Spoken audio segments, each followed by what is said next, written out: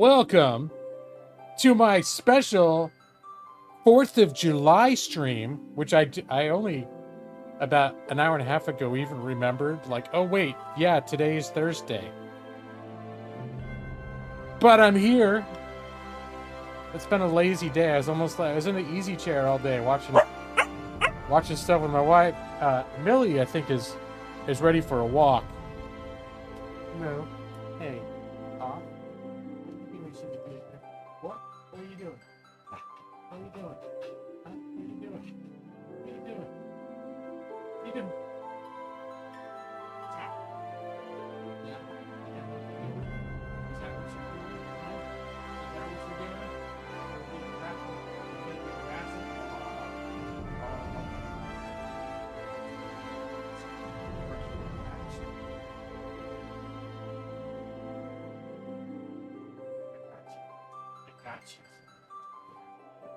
I got you.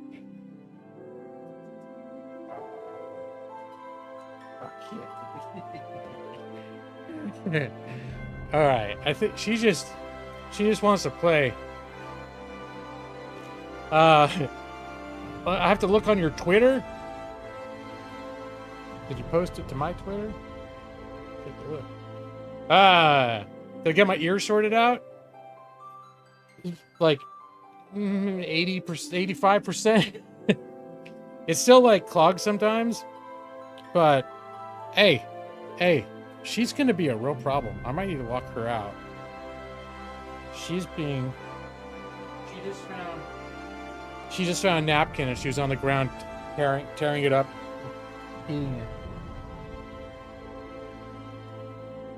Because we didn't do an afternoon walk for her because it's like 90 degrees here. So I think like I got out of the chair about an hour ago. I was like, I better take a shower and stuff. I'm feeling so grubby. And I think she thought I was getting ready to take her on a walk. Now she's like all amped up, like, what are you doing not playing with me? Anyways, okay. I gotta go on to Twitter. But yeah, oh, Evie, I saw your message about the ear thing, like you got that Skull Sphinx also has. And I actually did some research into that stuff, and some people seem to really be into it, but it still scares the shit out of me. And I was reading like expert opinions about it, and they're like, no, you're gonna hurt. So it was like my old worried self was like, I don't think I want to fuck around with like putting probes in my ears and stuff. I just don't feel competent to do it, camera or no. But it does seem like some pretty cool technology. What are you doing? Huh? What are you doing? Hey. She wants to play with her octopus. Look at this. She just brought in her octopus. Whoa. What you want? Yeah. Is that what you want? Yeah. Come on. Yeah, you want to play with octopus? Oh.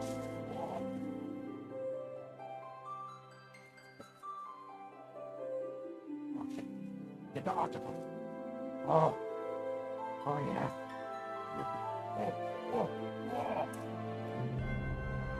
All right.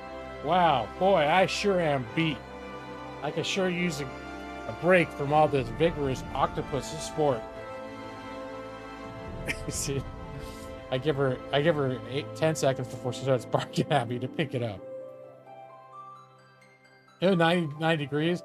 Well, I'm going to go on a limb and say you probably, if you had a puppy, you probably wouldn't have been out walking them for a half hour, running through fields, playing ball and shit.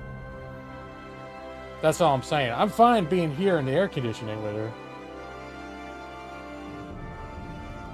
But we're going to be hitting 100. We're going to be hitting in the hundreds this weekend. Like Friday, Saturday and Sunday, I think. All right, hold on. I keep getting sidetracked. I bet Skull Sphinx is even here anymore. So I'm just wondering what this earth-shattering evidence is. Is it the time that I posted? The time that I posted that he was the biggest fan, and now it's going to be proof forever.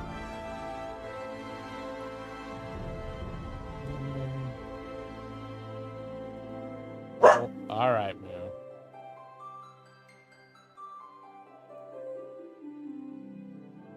I'm so bad at looking at Twitter. May 2nd, 2024. Highlights, posts. Are you called Skull Spinks on there? Skull. Nothing's coming up. Did you send it as a message? No. Well, I don't know where to find it, so therefore it doesn't exist. What are you doing, Moo? Why are you barking? Can't you see I'm live streaming right now? Don't you understand? There's potentially millions of people are going to be watching me right now. Currently, there are only 2, possibly 3, depending on which metric you look at. But there's potentially millions of people who are craving my attention so badly. I have a huge debate going on right now about who my biggest fan is. And all you can do is want to play with this octopus. Yeah? That's what you want? Yeah? Ooh, yeah. Oh.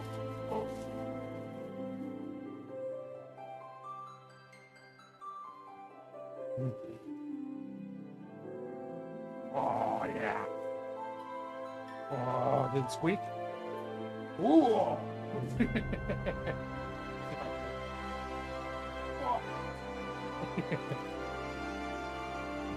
Okay. Oh, you just tagged me on it. Okay. Let's see. Oh, notification. Oh, there it is.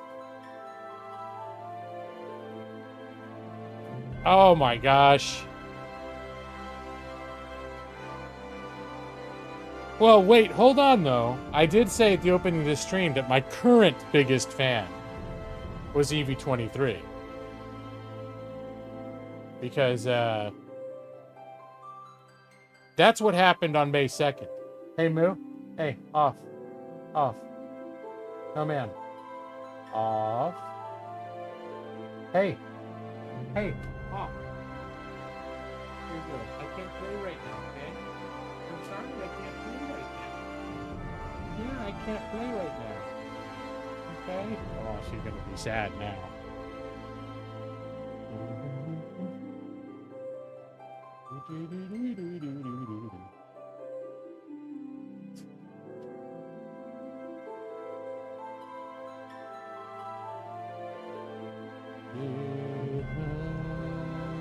Because look at this.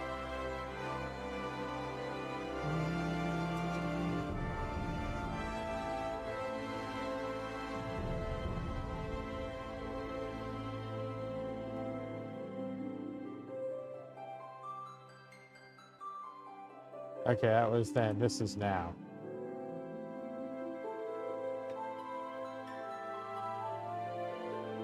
All right, now let's stop that. There we go.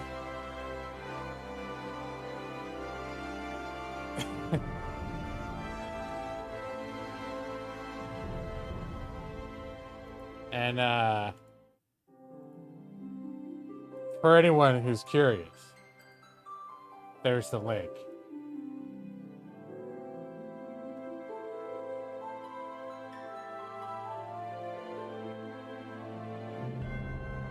See, because that's the thing about reality and the annals of history, if you will, is that the annals of history are fluid. There's lots of anal fluid. It changes. Sometimes it's loose, history's got loose anal fluid, and sometimes it's firm. So sometimes you got to straighten real hard to make things move forward. Sometimes they just slips out like without an effort at all. I think I'm still talking about how history changes as time moves forward.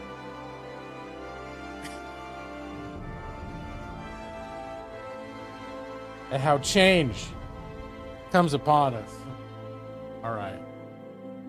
So, you know what the sad thing is Millie understands if I tell her I can't play right now. Because I have to do it when I'm working sometimes.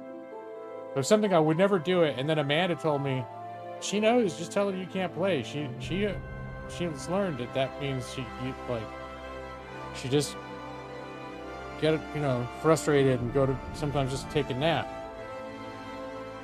But except when she's really amped up, right now, she probably needs someone to like get her wiggles out. So this could end up with a destroyed couch cushion or another air conditioner with its power cord chewed through that we learned can't be repaired. Who knows? All right, hold on. But yeah, so my ear was mostly clogged actually until yesterday. Like it was almost a whole week that it was clogged. It sucked.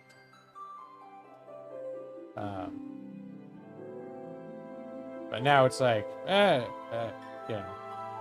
woke up, I sleep on that ear, and I wake up, it's like kind of clogged, but I'm able to use the drops and get it unclogged again. And just like when I took a shower, I did the water thing in the ear, and then it kind of reclogged it. And I had to got the water out here. Hey, Brad, welcome. You're just in time. You're just in time to hear about my ear, which everyone loves. What do you mean, what the fuck? What's the fuck? What is the fuck, Brad? To what do you refer? Is it possibly Final Fantasy XIV? Is it that? Why? I never stopped playing this, Brad. The only reason I didn't stream it last week is because it was shut down for maintenance.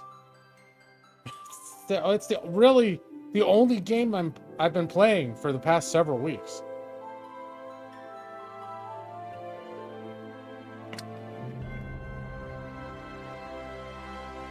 So the correct answer is you didn't ask the right question. It's not why are you playing this again. It would be why are you still playing it, which would be possibly a valid question. And the answer is because I'm enjoying it. I'm enjoying it a lot. If you were a hacker, you'd shut down their servers every week around this time. So I'd be forced to not play Final Fantasy XIV. You see this over here? This toy? And no Millie next to it? You know what that means?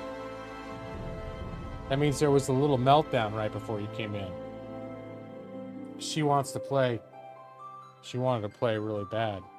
Because it's been hot, so I didn't take her on her evening walk. So I think she's a little bit amped up. And the little playing that we did do wasn't enough.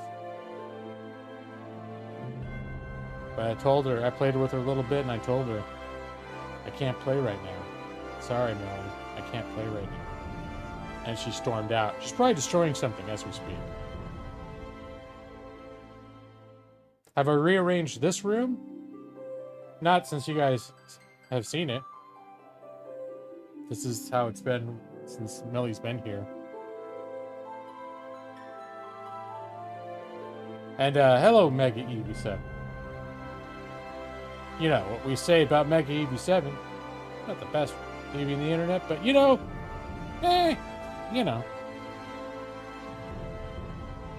The room looks cleaner. The only thing that I've really done is I've pulled all the blankets and pillows and shit back, so she has a more open play area, because she likes, that's her thing, is she likes to jump up on my bed and nap and also play. So, which works for me.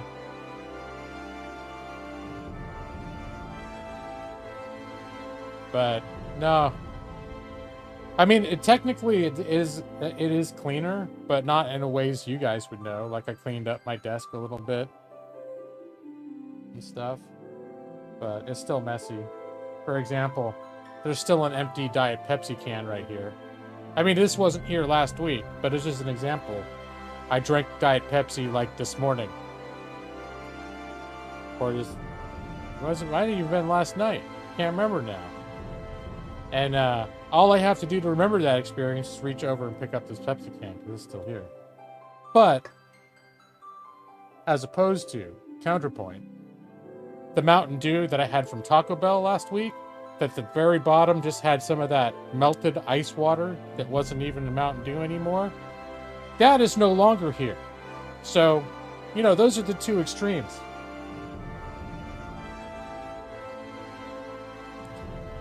Oh, Raymond Feist is going fine. Oh my gosh. You're halfway through the third book now? It does seem like it's the kind of reading that it flows real easily. Like it doesn't take a lot of effort to read it. Like you go, oh man. Like some people, their prose is like, and this almost pisses me off a little bit after being an English major, like where they're like, oh, this is very technical prose. Like they pack so much like everything into it. Like it's, oh, there's alliteration and there's all this like metaphor, like clever metaphors, and then I'm like, just what color was the fucking horse? That's all you got. Tell me what the fucking horse's color is and where he went on the horse. I don't need to know if the horse was like, hey, look who came back. It's Millie. Not hiding anything from me. I got it.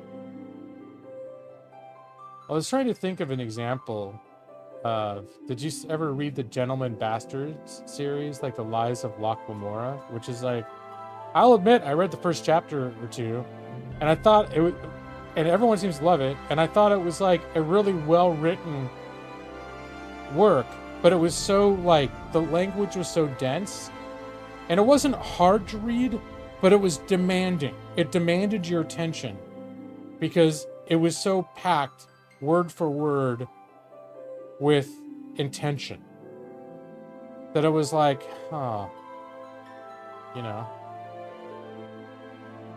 Oh, you read the first book and you hated it. You didn't think it was interesting or well written. I don't know if it was my thing. I thought it was interesting because I hadn't seen anything really done like that before, and the setup was kind of interesting, and the way the characters spoke and interacted I thought was interesting. There was a lot about it that I thought was interesting. It didn't hook me, but I thought it was interesting.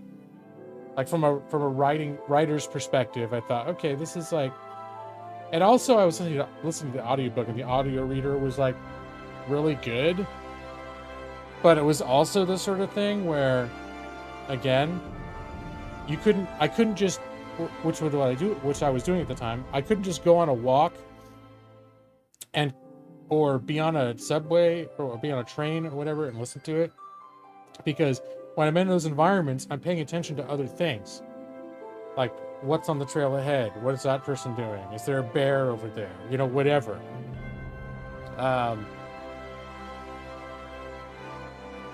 And I would constantly have to like go back a minute, be like, okay, what the fuck's going on? Like I lost focus a little bit. Everyone seems to love it. You were left confused. You might try it again. I don't remember. It might have been you, but I know this is not the first time I've heard of people not thinking it was great. I think I mentioned booktubers that I listen to. I think there have been some booktubers who have said like, yeah, it's supposed to be awesome. Maybe it is. Just not doing it. Oh, tell Skull Sphinx what you called Millie's octopus. Well, this actually is a different octopus. I'm not going to mess it up right now because... What do you got over there, Moo? That's not a toy bear. But you know what? I'll allow it. Will I allow it, though? How did you even get that? That's a hidden bear.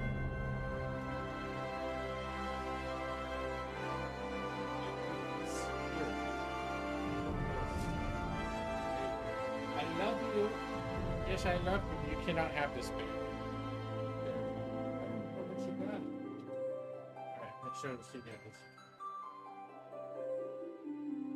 Okay, so this is a bear that Amanda got for me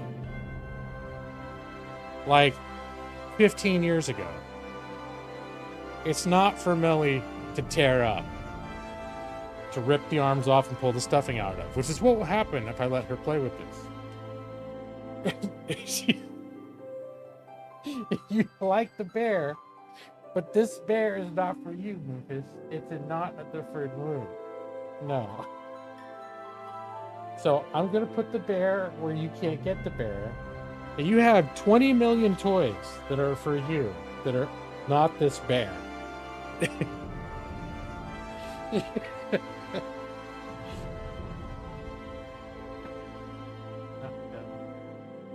That's why.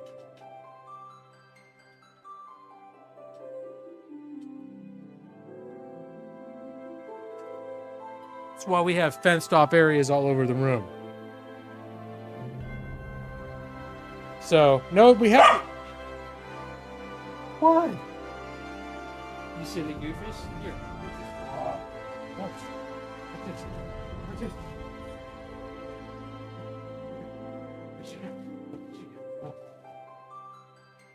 Oh, yeah. Look at it. Oh. This. A chick. This.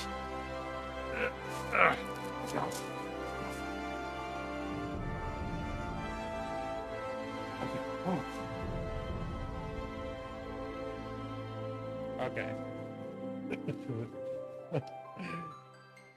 Ah. So, where was I? So the original octopus, we just put it away. She's got so many toys that we can't keep them all out.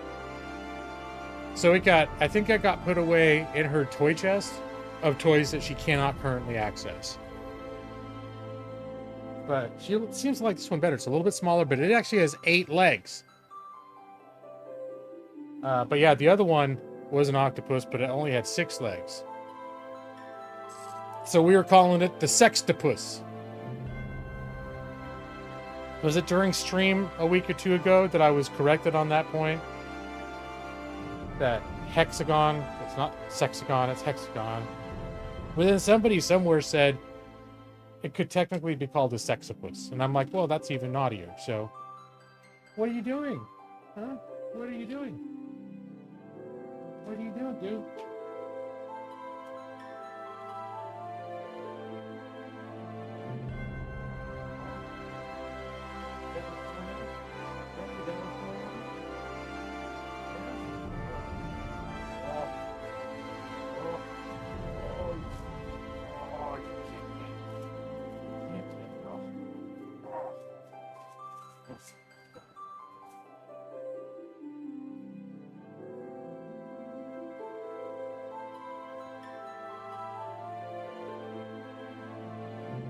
Oh, hi, Mike.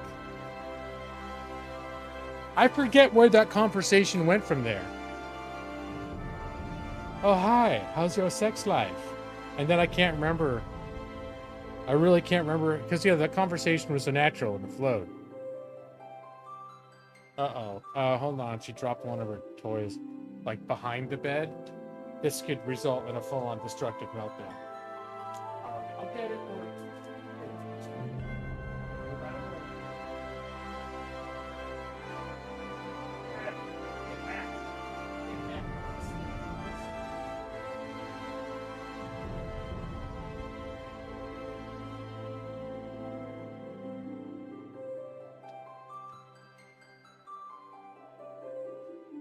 So yeah, we get this thing called Bark Box. It's like one of those like loot box things. And this month's box was about Pride Month. So she's got these very flaming, sexy boots. Yeah.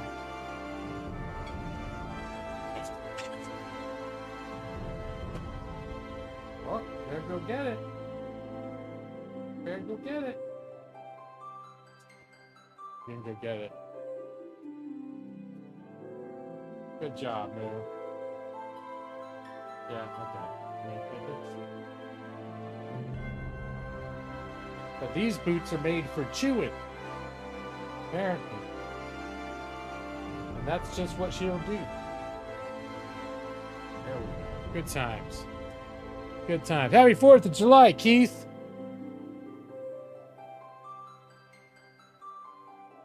Well, they came in the Pride-themed. Maybe they're 4th of July themed. I don't know. But she got like a lot of stuff had like little rainbow patterns on it and stuff like that. And this came in the same thing. Oh.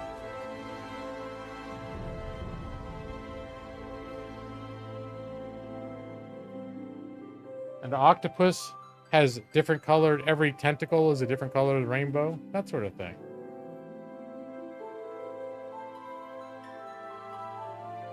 Well, I probably should have been hexapus, but, you know, with sextopus was funnier. Even though it was not linguistically correct. I think after that stream, I discussed with my wife that entire exchange. What are you doing back there? I don't trust her back there. What are you finding back there?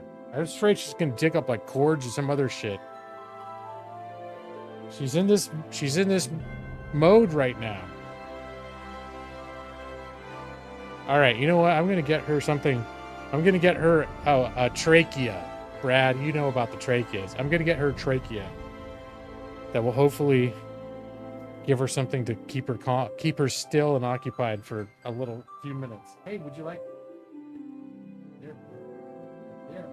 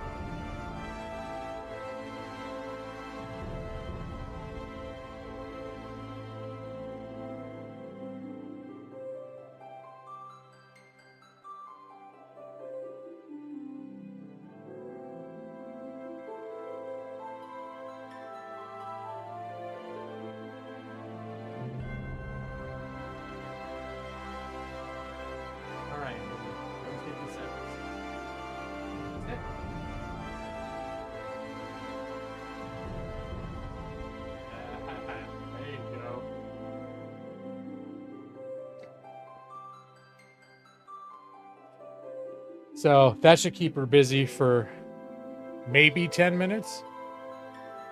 First time we gave her one of these things, it took her like half a day to eat it. But now she can get through it. Now that her teeth have mostly come in, she can get through it in about 10 minutes.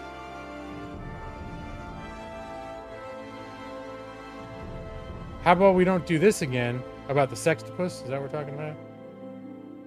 Waiting a year. Let's see. Millie's Citron trachea is better than most, but she'll rip right through all the animal. Yeah, and other things that like the people are like, oh yeah, it takes my dog like a half hour. Like we got her these nylabone, like beef bone things, and it's basically for her. It's like it takes slightly longer than eating a milk bone. She breaks it into pieces and chews each piece and eats it. Train her to fight puppet dogs on a stick for a bag of Japanese potato chips.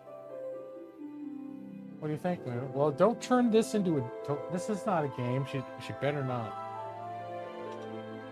Here. There. She starts turning... I don't know if that fell off by accident or she threw it down on purpose. But sometimes she'll turn treats into a game where she throws them off the bed and then waits for me to give them back to her.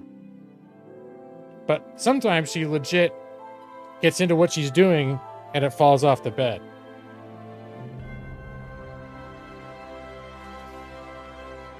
She can go into space?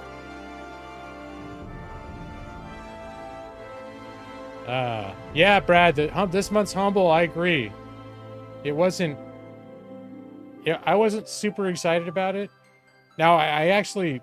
To me, it's every month there's usually something where I'm like, okay, that's worth it. Like, I would have spent that much to have that game in my library, but... and it's that second Plague Tale game. Which I don't think I have. I have the original Plague Tale, and I've had access to the sequel on Game Pass when I've had Game Pass. But, and I think I played the original, but I played a few hours into it, and I can't remember why I didn't finish it. It's a little dark. It was very good, though. I thought it was very good. And I've always meant to go back and redo it. The rest of the humble choice was sort of like, eh.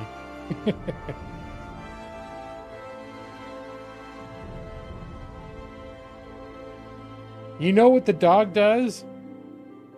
Yeah, you've seen her drop the things off, but I don't know if you've seen her drop the treats off. You've seen her drop the toys off. But I thought the treat thing, dropping the thing that she's supposed to be eating, I don't know if you guys were aware of that. I thought that might have been a new spin that would have kept things fresh and spicy for you, Brad.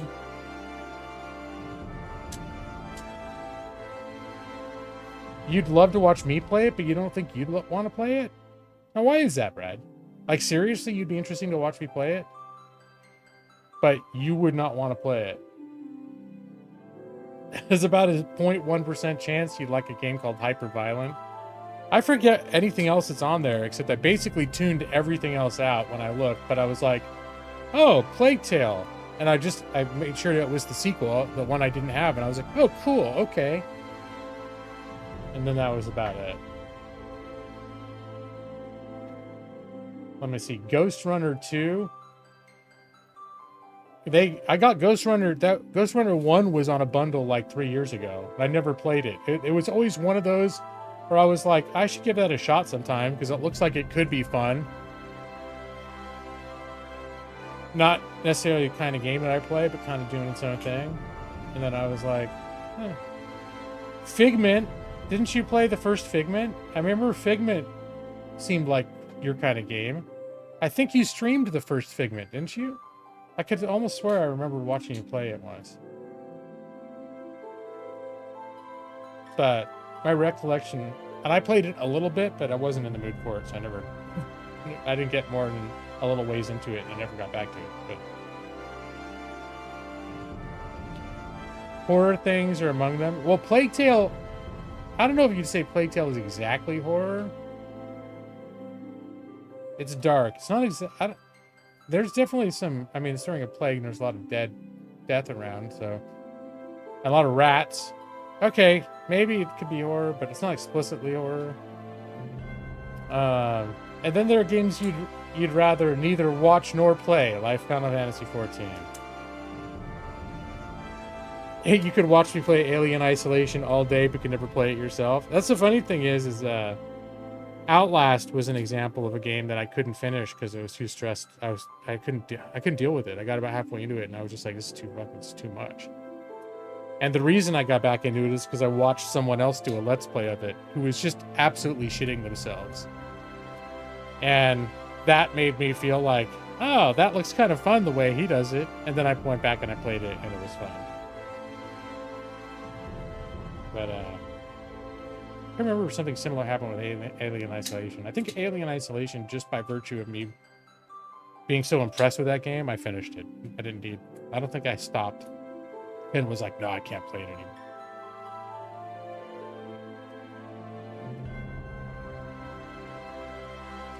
So, well, is at least Evie still excited that I'm playing Final Fantasy XIV? Evie ended up playing a bit of Final Fantasy XIV. I don't know if you're still playing it. But I might as well log into it because, because I can show you what I've been up to in the game and still talk to you guys in chat.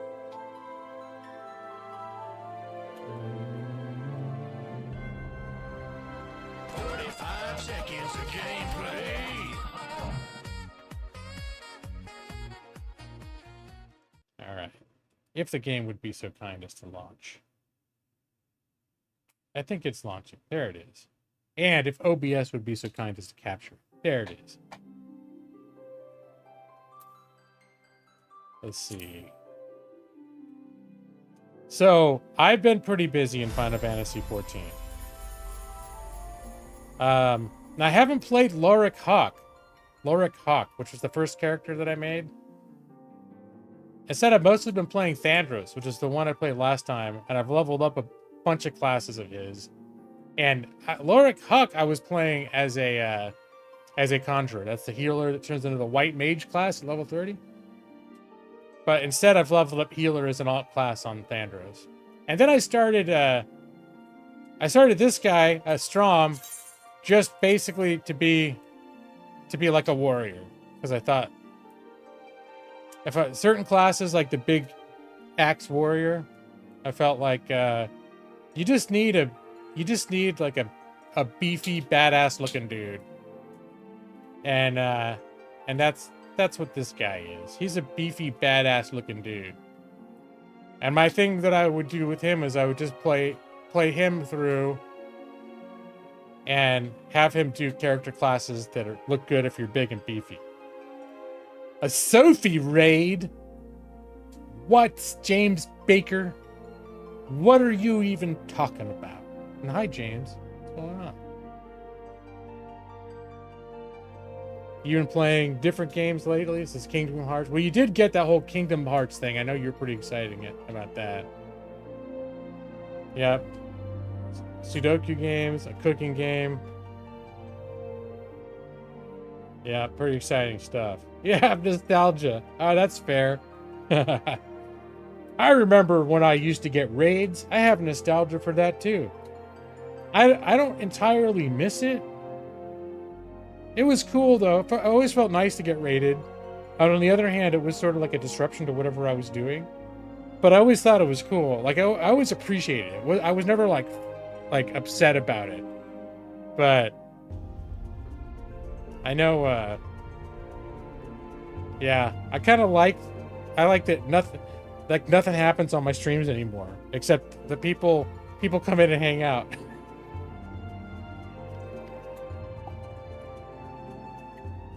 So, I don't mind that I don't get raided anymore.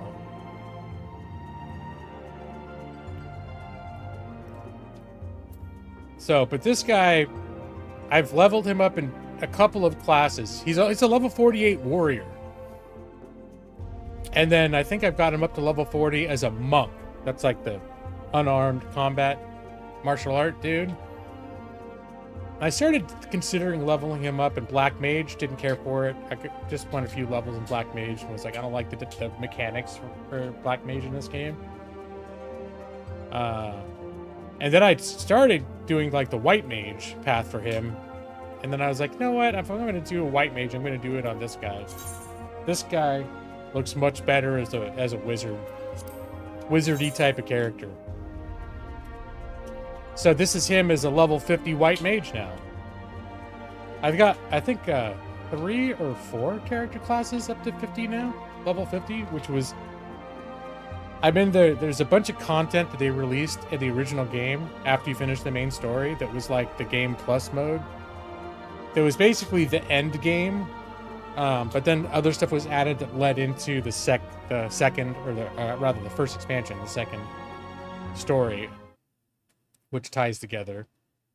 And I'm in that limbo zone sort of between games right now. I've beaten the main story for A Realm Reborn, which was the base game of Final Fantasy, though. It was a Sophie raid is the reason you know me? Wait, was that Sophia Rose? Is that who that was? If it was, that makes me sad. She's the one, she died of cancer, dude. Was that the one I'm thinking of? Is that right?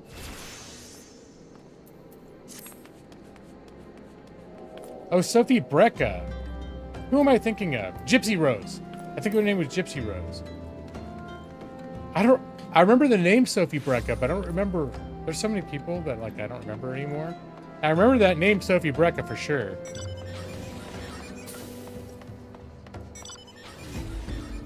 So, yeah, this is my my White Mage. He does cool shit.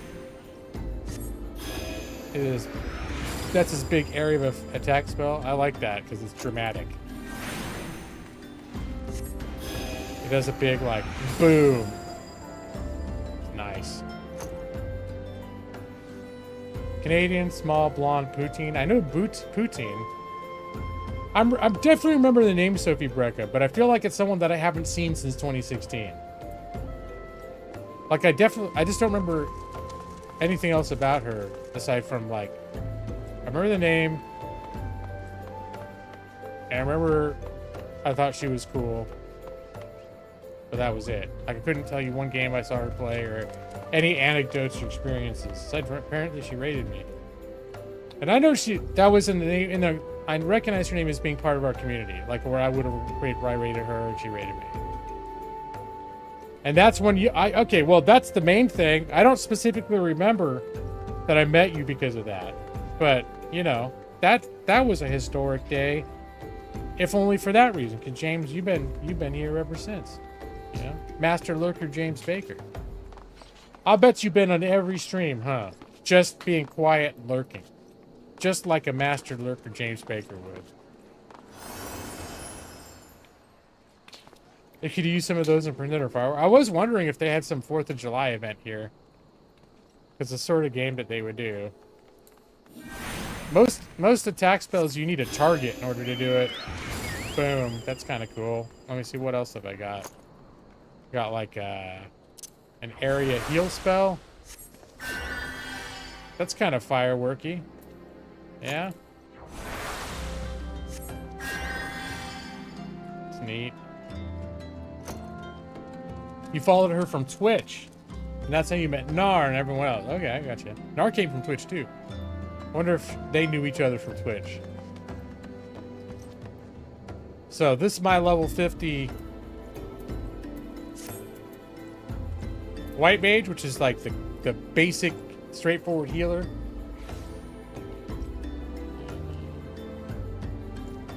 Then sort of my main has been the Summoner. That's the one with the book that has the little Eevee that follows him around. The little Eevee helps him do little magic things. Pretty cool. And so he's level 52. Yeah, level 52. And then I got my Dragoon. I want to say I was playing the Dragoon last time. He hit level 50. And that's the guy. Yeah, I think I played him last time because he does the jump thing. What's his spirits? What?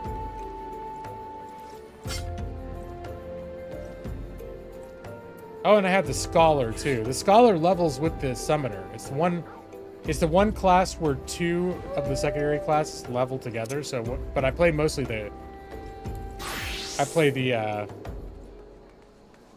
Summoner. This is the counterpart to the Summoner, and instead of summoning that little Eevee creature, it summons a fairy that helps you heal. Now let's see, a fairy. Fairy does like healing shit. Yeah, fairy does cool shit. And you can order the fairy around and be like, heal? Oh, place. Because they'll heal near where they are, so you can set them to be like, you know, go over there. They'll go over there and it'll do its healing thing. And then you'll be like, come back. And it comes back. So, it's more than I want to fucking deal with when I'm adventuring, though. So hopefully I don't ever need to do that. And really, it's more complicated a healer to play than the White Mage, which is why I also leveled the White Mage, because I just like, because this guy's all about healing through the fairy and then casting force fields on people to prevent damage from happening, which is cool, but it's like, just give me some big fucking chunky heals and let me keep people from dying, you know? Read Brad's comment.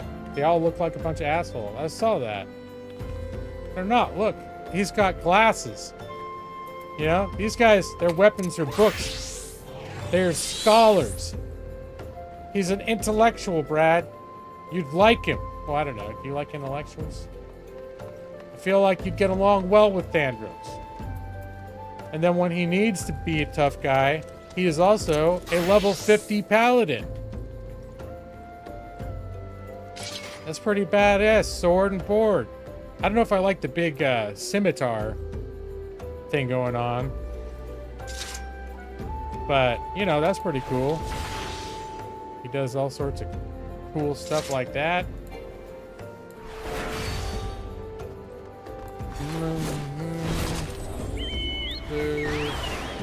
all sorts of mystical protections and whatnot about his person. Some people believe that supermassive assholes are actually giving birth to no, those black holes. It's different. It's a different thing. I can see how you get it confused, James.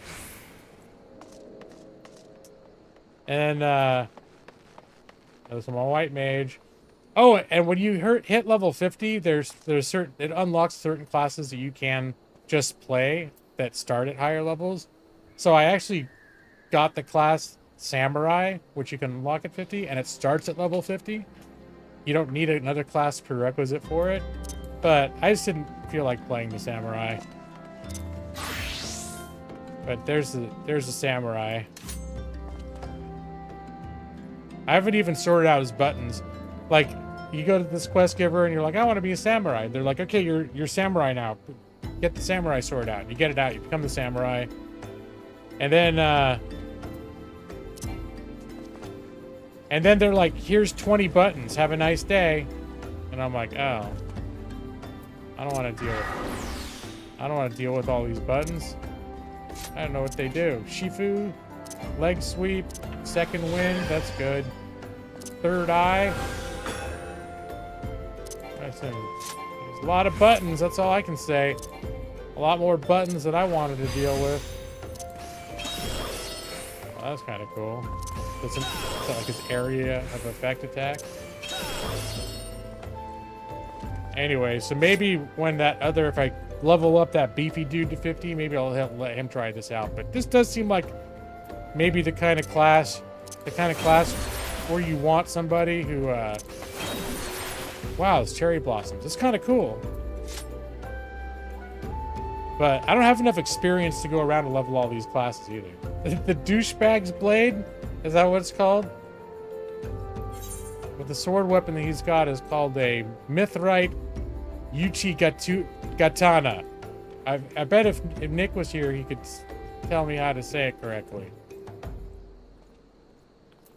It's supposed to be a pretty cool class. I just didn't want to deal with learning how to play it.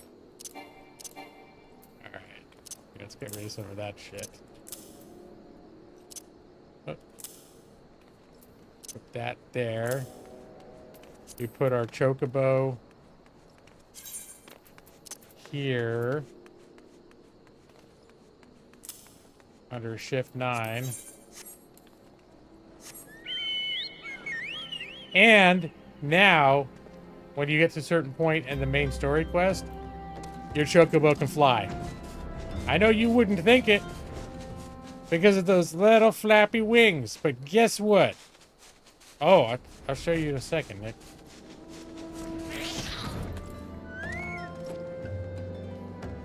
It's this sword that my samurai has. And it is called a Mithrite. Phonetically, it's Uchigatana. Uchigatana.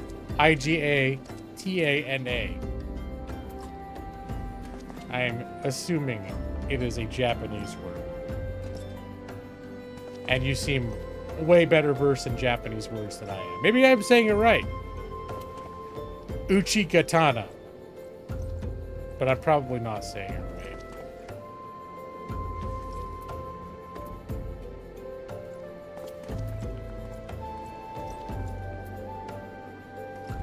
He does kind of look like Sephiroth, doesn't he?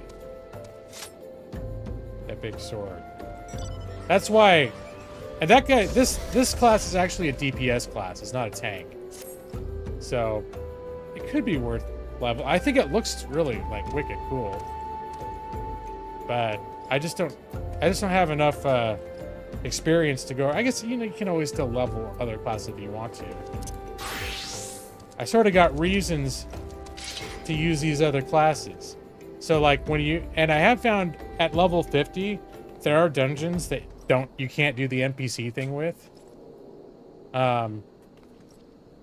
So you do have to group, and when you do those group finder things, depending on what class you're playing, it can take forever to get into a group. If you're playing a DPS, everyone plays DPS. So it'll be like, estimated wait time, 14 minutes, and then you're going to gotta find some other shit to do, and then randomly it'll be like, okay, your group is ready, and then you go into the instance. If you go in as a tank, it's usually like, oh, you're a tank? Come right in.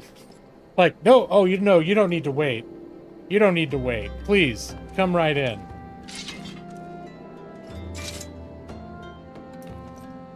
This one that I got right now, this sword is a ethereal cobalt shamshir. It's a shamshir. Probably saying that wrong too. But so when I want to be a tank, I also think he looks kind of cool as a tank. I kind of wish maybe I'd give him a little more muscle, but I think he looks cool as a tank. Like, you bulk him up with that armor, and he looks kind of badass. I kind of like the look of it. And then if I want him to be a healer, at this point now, I think I'm just gonna do white mage. Oh, that looks awful. Why is he wearing that? Hold on. Yeah, I forgot to upgrade save his gear set. There we go.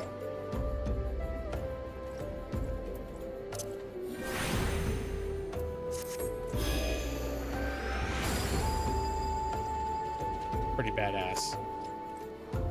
You like the shorts, Brad? He's probably still wearing them. Yeah, the cleric's culottes. I don't know. He's wearing them under the dress. You know? And then mostly for leveling, I've just been playing the summoner. This is the arranged magical DPS. It's basically just when you want to melt shit. This is what you use. For me, anyways. There's the black mage, which I don't want to deal with. That's supposedly can potentially be the most devastating magic class, but it's also apparently very rigid and difficult to use correctly, and so on. Sorry, my ear. I think my ear doesn't like being covered up.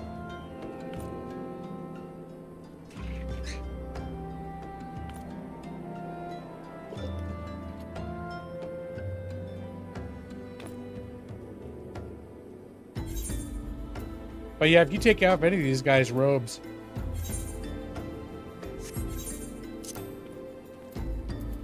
they look a little bit ridiculous. Actually, alright.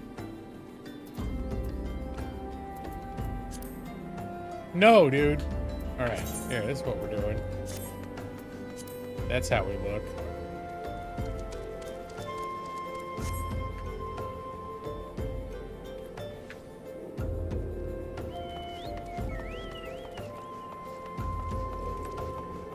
So yeah, I've just been doing like the main story.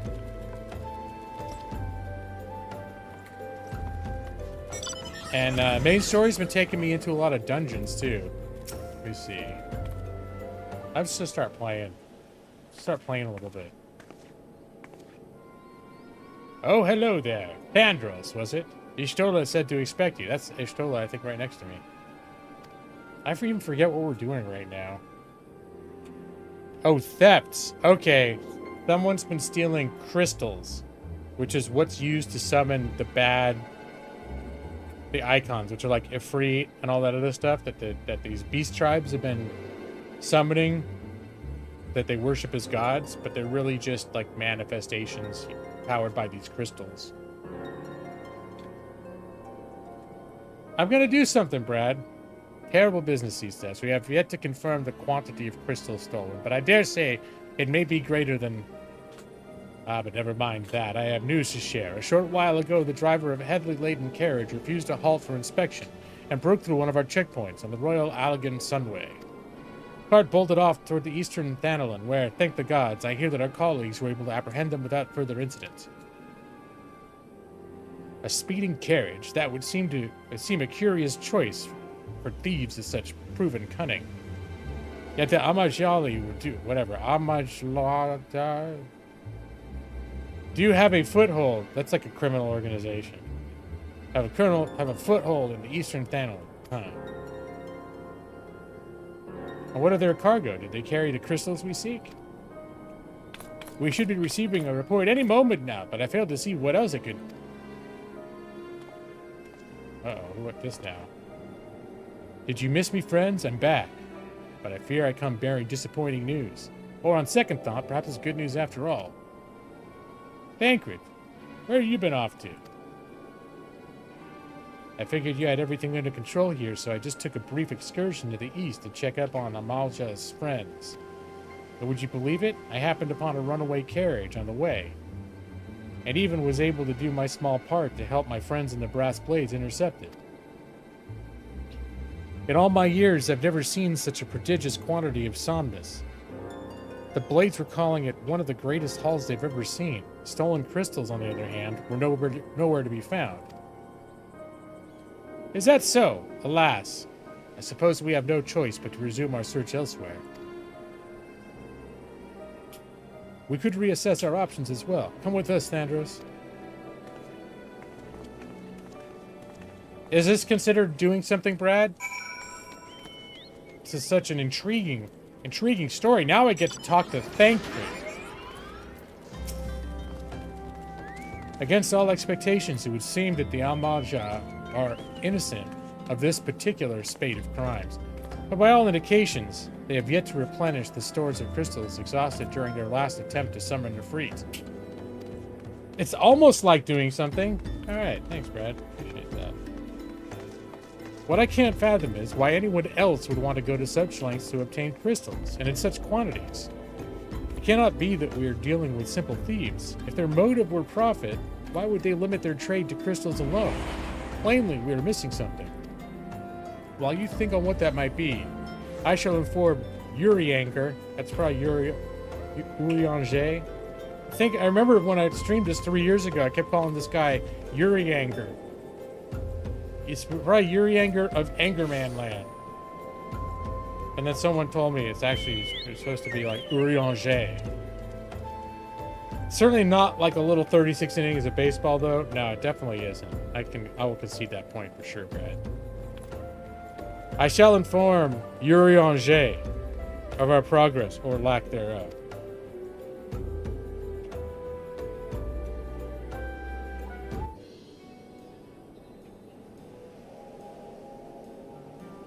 Now then. Oh, voiced.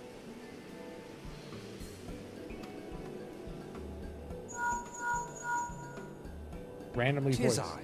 The situation may be more complicated than we anticipated. That's it? You just voiced that one part? This is something apparently they do better later, but it's like, just randomly they'll start voicing shit. Indeed. I shall remain watchful. It's Urianger. Ere thou goest, another matter requireth thine attention. A young maiden, full eager to... Wherefore inquirest thou of her fairness? Oh, very well. Be she damsel or devil, I shall direct her steps to Revenant's Toll. Save thine insinuations for one given to such impropriety. Thou shalt not find me amenable.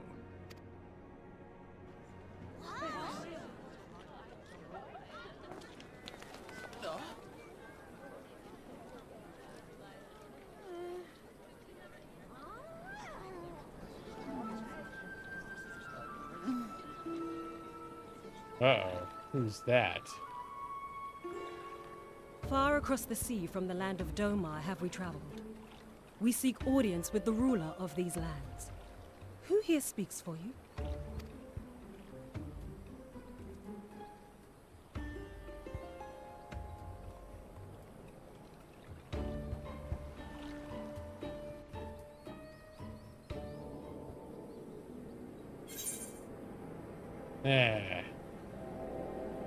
Earrings, huh?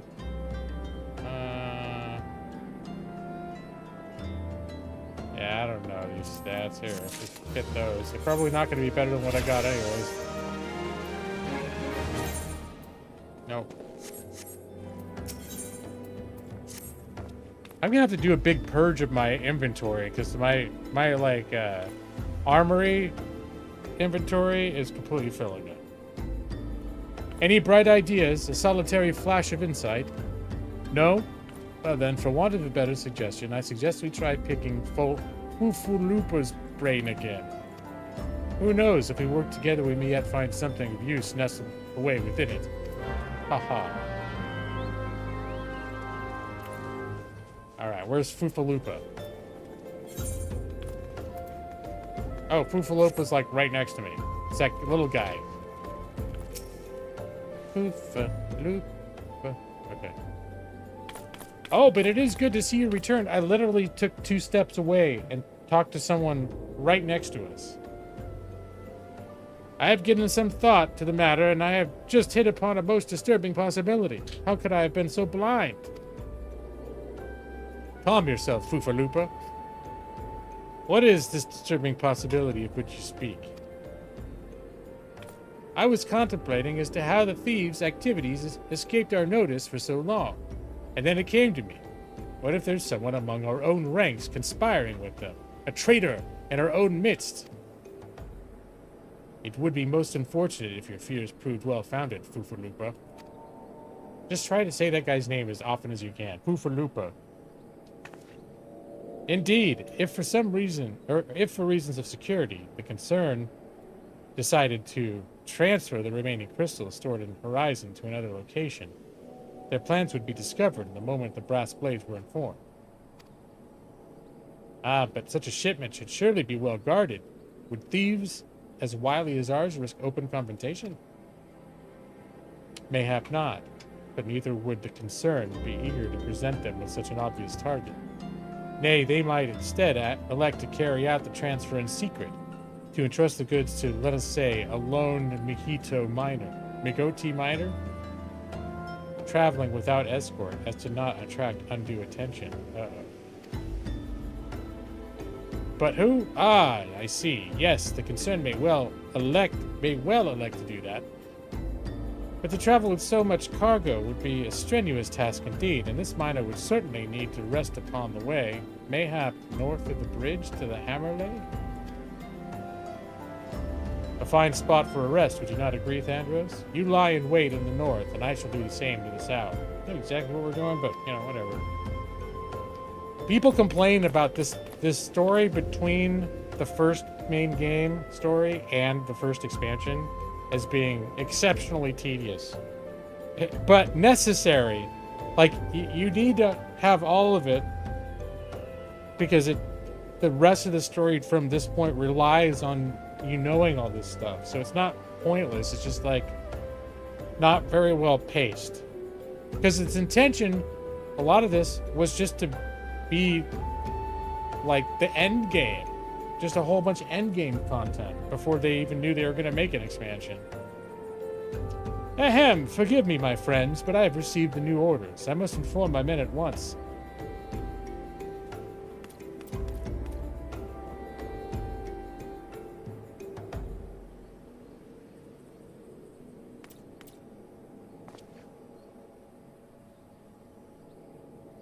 Call me a cynic, but I would be surprised if these thieves laid down their arms and surrender. See that you come prepared to offer them some encouragement.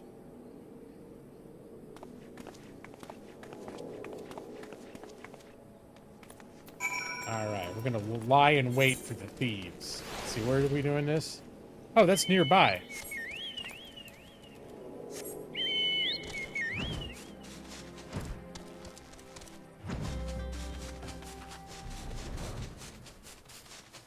Like right here.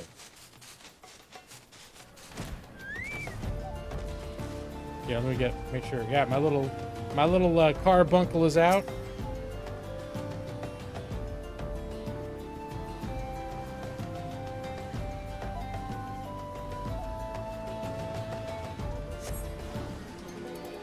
Movement in the distance catches my eye. Uh-oh.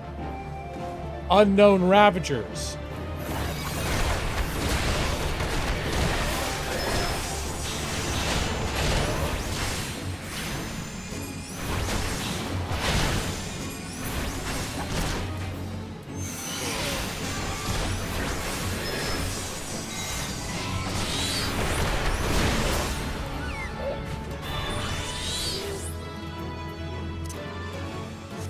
Forgot to bring out my pet.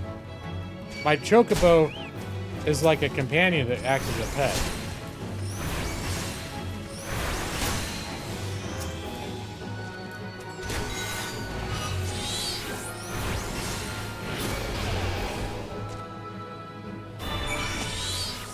Is that all of them?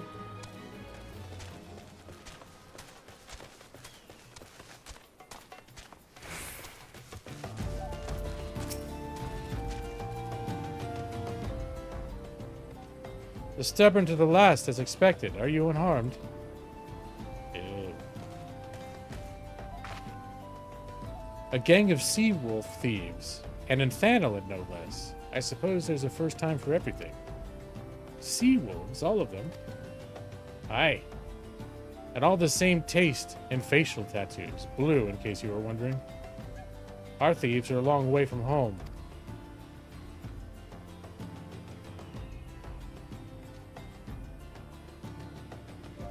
Thancred, if you'd be so good as to attend the outstanding matters in Horizon, I have to make inquiries. To Horizon, then. Lupa will want to hear about your meeting with the thieves. Lupa. I got another request for you.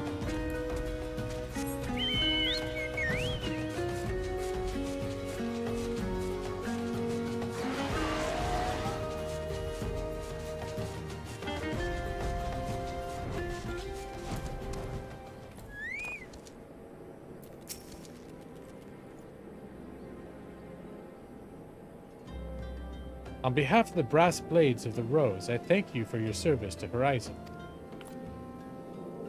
Ah, but we have not been idle. While you were afield, we succeeded in identifying the traitor within our ranks. Is that so? Then by your leave, I should very much like to have a word with the fellow in private.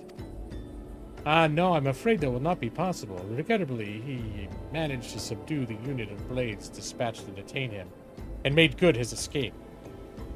Ah, for the love of... How did he manage that exactly? Your men haven't been sampling the somnus we confiscated, have they? Or was he a giant in disguise? No, he was quite strong, a sea wolf, Leminsian born and raised, I believe, but do not worry, we will find him. You have my word on that. I see. Pray keep me apprised of any developments. Yes, he's standing next to me. Understood. I fear our time together is at an end, my friend. Your services are required elsewhere. Awfully disappointing, I know, but one must follow where duty leads. You may try to look a little disappointed, or do you mean to give me another one of your stoic nods? You do, don't you? There it is. It's because he doesn't have voice acting. Spell speed, that sounds good.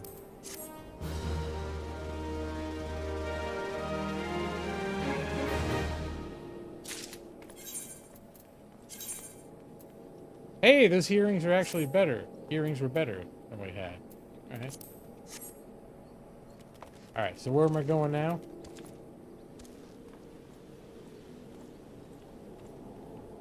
Oh, Thancred's right here. Okay. I thought I had something to do somewhere else. Alright. He has information on my next assignment. The antecedent bid me tell you to make for Vesper Bay, where young Alphinaud waits your coming, most eagerly. It was he who requested your assistance. Some commotion or incident. I was not privy to the details. While you do whatever it is that Alphinaud has planned for you, I shall endeavor to track down our traitorous brass blade. And when I do, you may rest assured that we will have our answers. He's going to be like a real bitch on this guy.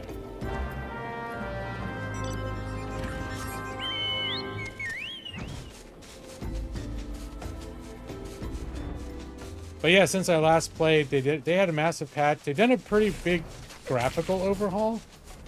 You guys probably can't tell a huge difference necessarily, but like the rendering engine is differently, so everything looks a ton better, and they've done a lot of animations updates. character modeling textures and updates. Like they've kept the same look, but they've really like improved the graphics.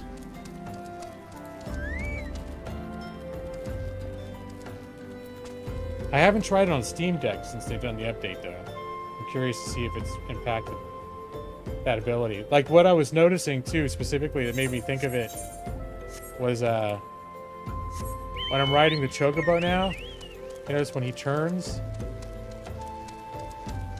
the Chocobo leans to the left and right. And that was new. And the first time I was riding a Chocobo and I saw it leaning, I was like, what? It didn't used to do that, did it? And then I looked in graphical settings and I found like the anti-aliasing and everything. There were new settings that I could use based on like my NVIDIA RTX graphic card, and I could do DLSS and all these other, that's PC shit, but all these other settings that I couldn't do before. And I started messing around with them and I was like, holy shit, everything looks like really good. You logged into the update just to check it out and it seemed good, but you didn't play for it. Yeah, you'd probably known right away if it was like suddenly it didn't seem to be working right. The game scales down pretty well too, so I haven't heard anyone really complaining that the game doesn't work after the update. They've definitely given more tools in the toolbox for next gen tech to take advantage of them. And in some cases, that for people with more modern hardware, that means it would actually work better. You're late. No matter. I know where our visitors are headed. From what I have been able to gather, this vessel belongs to a band of Domans, who seek an audience with the Sultana. You are familiar with Doma, yes? And Othard? Well, like the rest of the nations of the Eastern Continent, it is ruled by the Garlean Empire. Given our visitors' unannounced arrival, as well as the state of their ship, I suspect they did not leave their homeland under the best circumstances. Needless to say, I should be very interested to hear their tale. And more importantly, what they know of the current state of affairs in the Empire. Such information could prove most useful.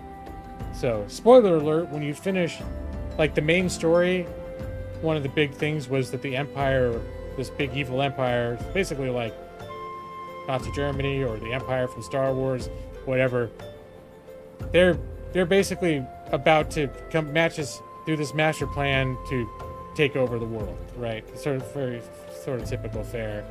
And when you resolve the main story of the base game, which I've done, you basically thwart their plans as part of what you do. And then there's like an ongoing like bad guy behind the bad guy that's still out there somewhere. But that was actually manipulating the Empire to doing things that would have been bad for everybody.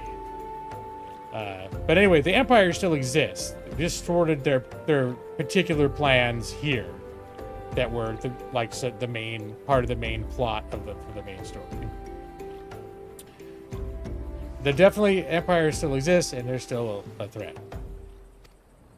We would be fools not to pursue this opportunity. Do you not think? Come with me to Ul'dah, Thandros. Unless I'm mistaken, and I'm very rarely mistaken, we will find Domans bickering with the Sultan's sword on the Royal Promenade. You're uncertain your role in the proceedings? Insurance. If our guests are not themselves Imperial agents, it seems fair to assume that they may be pursued by some. And if not, who better than you to have on hand in the event of an unforeseen diplomatic incident? Besides, I do so enjoy your sparkling repartee. Satisfied? Good. I shall see you in Ul'dah.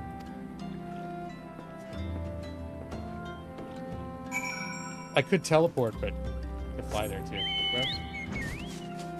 I'm gonna fly above. Now, one thing is I've hit the cap for money, which is sort of covered up by my picture. You can sort of see it, but it's probably small on the screen. The bottom right. When you're on a trial, the free trial, you're capped at 300,000 gil, or 300,000 coins. And I hit that cap. So, one thing I used to do is try to figure out the cheapest way to get to another place, instead of just teleporting directly there. Now that's not a concern, because I'm always at my cap. So it's like, if I want to, I can just teleport everywhere if I've been there before. Flying is definitely a lot faster than riding your mount. I mean, it's the same mount. You can see on the ground, and this is a fast. As you level up, your mounts go faster on the ground too, zone by zone. So you got to notice saying, hey, now in these zones, your mounted speed will be faster. So if you just gotten your mount, it'll be a lot slower than this. But when you unlock flying and you can fly, flying is like even way faster. And you don't have to like, obviously, you don't have to get in fights every 5 feet. Although at 50th level, running past all these like 10th level mobs, I don't think they attack anyways. But it's kind of nice. Also, if you level one character up and finish the main story quest to the point where you unlock flying, and then you decide to level up other jobs, other character classes, it can be make it a lot easier that everywhere they go, they can fly. I think any mount can fly once you get to the level where flight is unlocked. It'll just say you can fly now, and I'm pretty sure once you've unlocked the ability to fly, whatever mount you have will fly. That's my guess. Because I know historically chocobos don't fly. Let's see, where is this? In the Royal Promenade.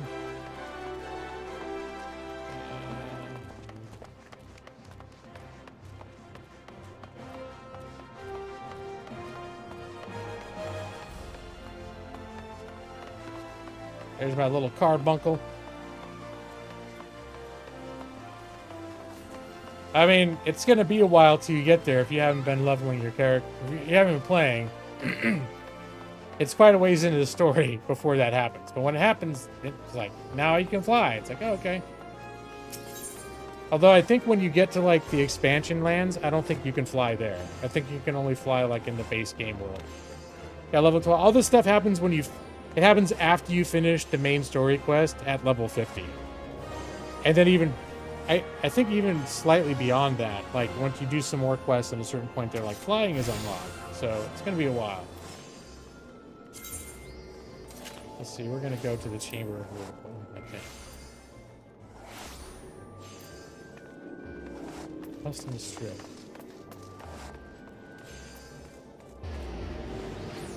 Alright, where the hell is this quest? Alright, Chamber of Rule is where I was going. Okay.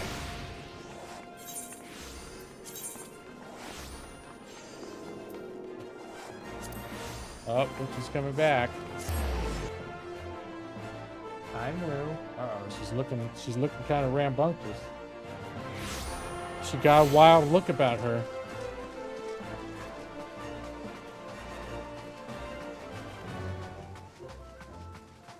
This guy is my paladin trainer. This is after you get to level 30.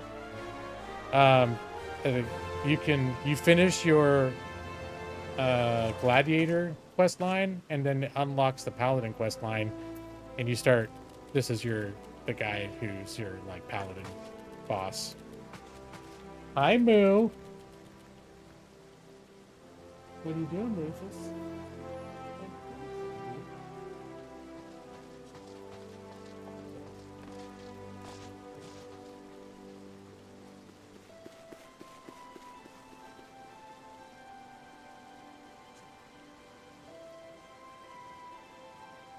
This?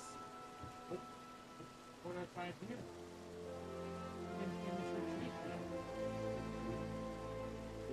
You're being a weirdo right now. Okay, I'll leave you alone. She's being weird right now. I think probably she just wants to play, but she wants to play like rough. She had the little last inch or so of her trachea underneath her octopus. So she does get in weird modes where she wants to like hide and bury shit. Now get out of there. Hey, Moo, out. Thank you. Good girl. I probably should have left it alone. She probably was like, it was, no one was ever going to find that trachea hidden under the octopus till you messed it up.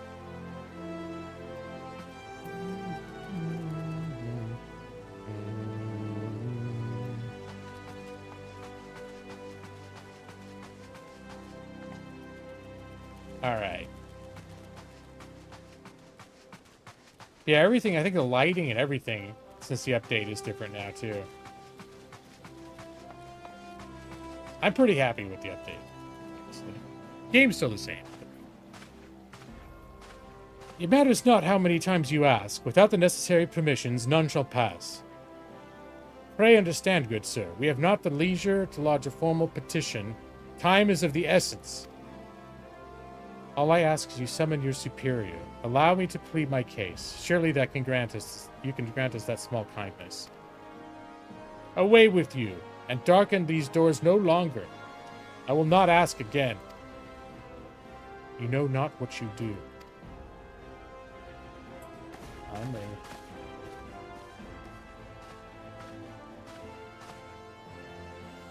I gather your pleas fell on deaf ears. A loyal man with a cold heart. I know his kind well. I hope you find me more to your liking. Alphenard Leverlier, at your service. A friend. Which I believe makes me very unique in this part of the world, at least. Few indeed are your allies in Ul'dah, yet you will need some if you wish to endear yourselves to the wealthy and powerful. Pray join me and my associate at the Quicksand. There you may explain your situation to us, and we shall see if there is aught we can do to help.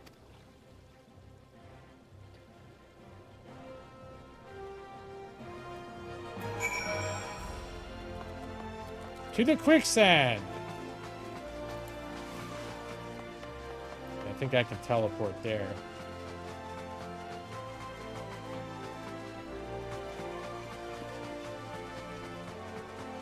To the Adventurers Guild Shard.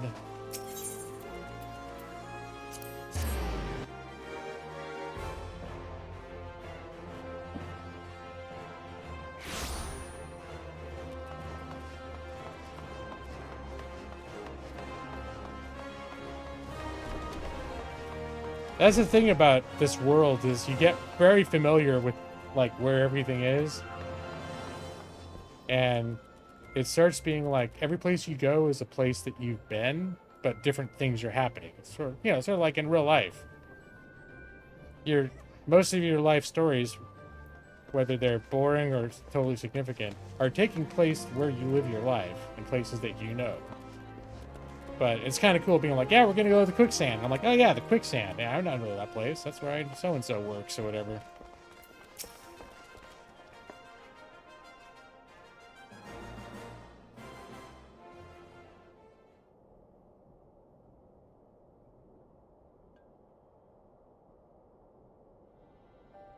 We have traveled some several thousand miles across the sea from the nation of Doma, in hopes that we might find sanctuary in these lands.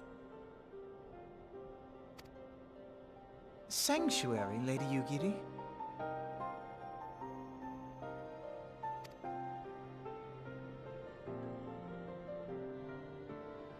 Aye. Lying within Othard, Doma was under the dominion of the Garlean Empire, as I'm sure you are aware. When the War of Succession broke out in Garlemald, we espied an opportunity to free ourselves from the yoke of imperial oppression and took up arms. Only to be crushed. And so I gathered what few Domans escaped the reckoning and guided them hither to your shores. A war of succession? Then the Emperor...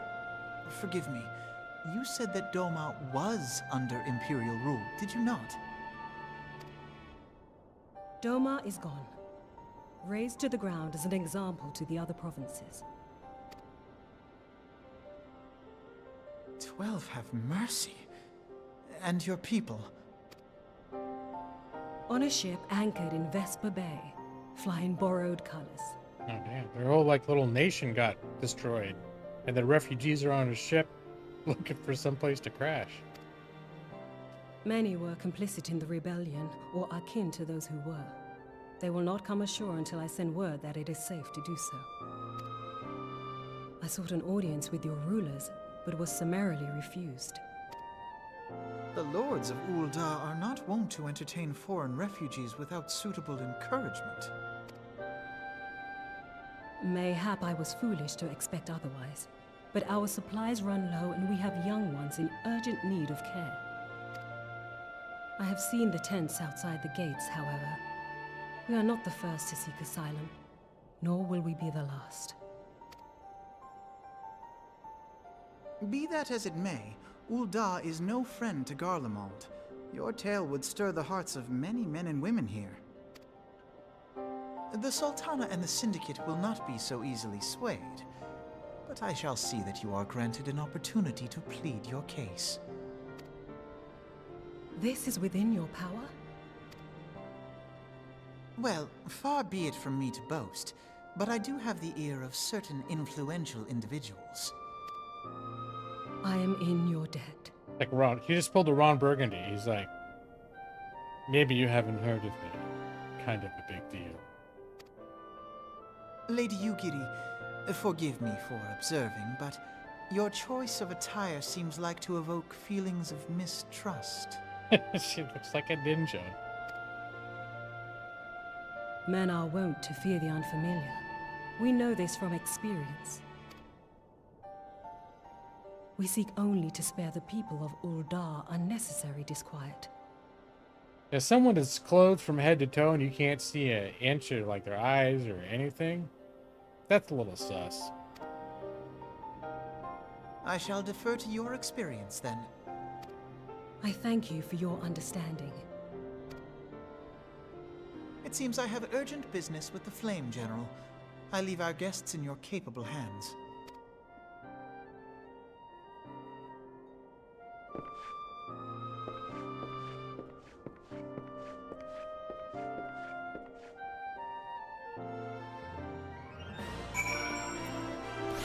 Yugiri. If I may, sir, as I said earlier, we've been at sea for several moons, and our supplies are all but spent. I have not the heart to repeat the tales of our tribulations, nor would it please you to listen to them, I think. Suffice to say, however, sacrifices have been made. Though it shames me to beg for more when you've already offered so much, desperation compels me. Gentle sir, if you or your associates could spare any provisions, anything at all, it would go a long way to lessen the suffering of my people. Alright. Well, now I gotta speak with Momodi. Where's Momodi at? Oh, Momodi's right here. Is it the innkeeper? Yeah, okay. The proprietor. This was like the, if you were the hometown here, which you were, Evie, this would be the main storyline quest giver for you for the first 15 to 20 levels of your game. The proprietor of the quicksand here. Hells, why didn't you say so sooner, Thandros? Of course I'll help. You couldn't have picked a better day, tell you the truth. A wealthy merchant and his entourage were due to have a banquet here on the morrow. See, we just sent word they can't come, meaning I've got a boatload of foodstuffs and no one to feed. Best of all, they paid for the lot in advance. Haha. Go on and call on Frieder and Catherine at the Sapphire Avenue Exchange. Tell them I said ship the little prince's order to the Wakened Sands. Oh, and if they argue, just show them those letters. It should set them straight. All right, deliver the letters. Let's see where these at.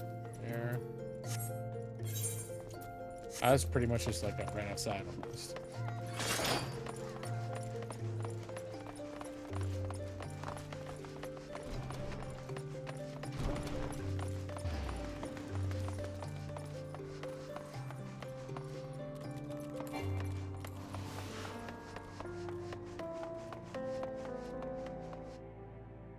It's your hometown. Yeah. At this point, Thandros has done character classes in all three places, so it's all like his hometown. I'm not gonna do the medicine merchant. Because they redid the graphics, they have a quest in game now that you can unlock to do like a complete a complete visual overhaul of your character, I think you can even re-choose their race if you want to. It's almost as if you're doing character creation again. And it's because they changed the models and the textures a bit. Like, to me, he looks almost exactly like he ever did. He just has it in better detail. But some people have felt that, like, their characters don't look the same anymore. They don't like their characters anymore. So they've given everyone the option to do, like, a completely free redo. Which takes the form of an in-game quest from the medicine merchant. So if you logged in and looked at your character and you're like, what's wrong with my character? He's got a huge overbite now, or something like that. Like, this race they all got buck teeth now. What the hell happened? I don't want to play a character with buck teeth. Then you'd be like, okay. Oh wait, I think I ran by my quest. They're right here.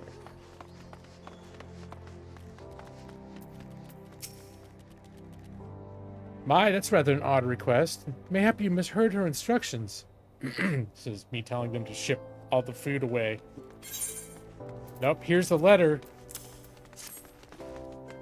You know, you shouldn't encourage them like this. They'll start to expect it. You mark my words. Oh, these people need the food, and it's going to get thrown out otherwise. Don't be such a dick about it.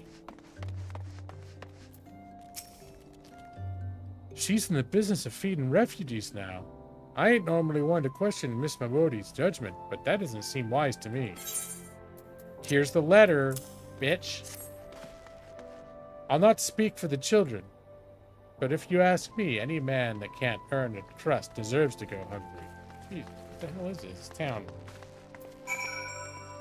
Sometimes people are on a hard time. Their home got fucking destroyed, dude. They tried to rebel, and they got fucking destroyed. It's not like just a bunch of deadbeat dads on a boat don't want to get a job, all right? Don't be such an asshole about it.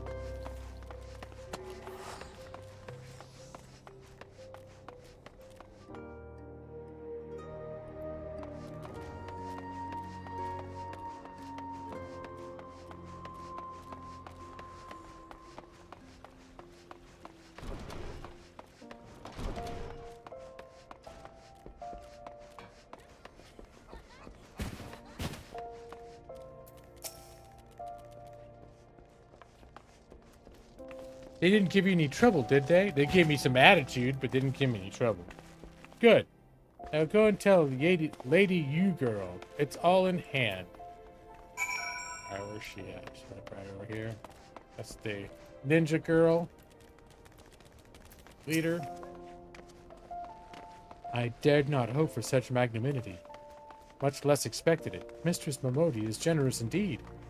I shall be sure to thank her most humbly.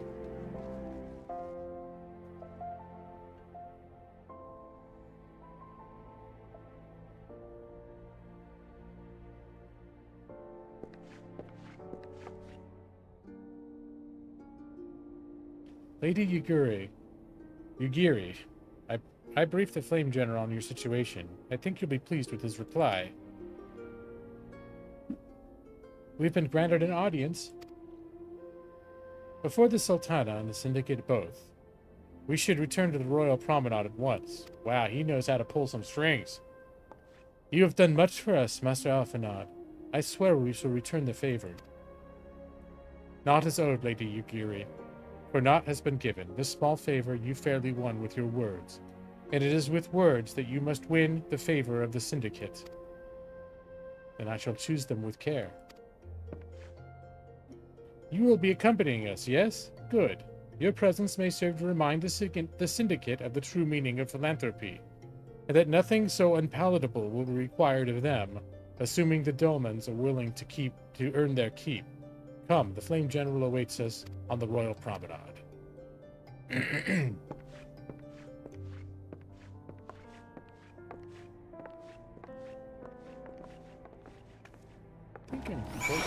I close enough to just walk over here?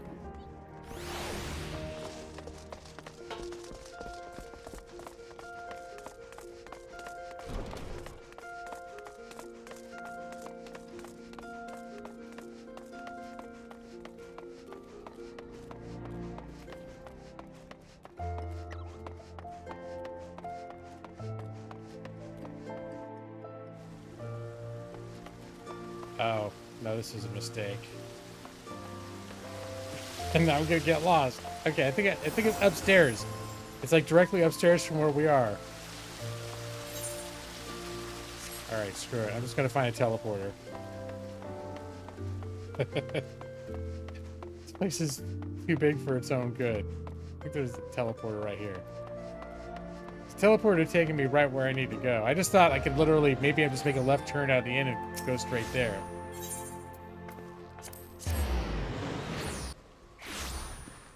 All right, here we go.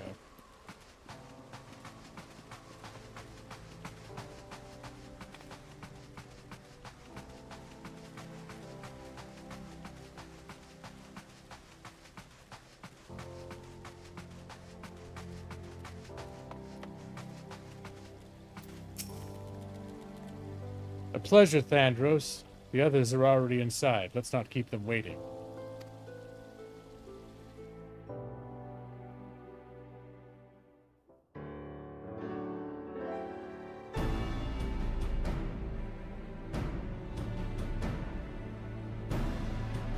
Big hoity-toity event.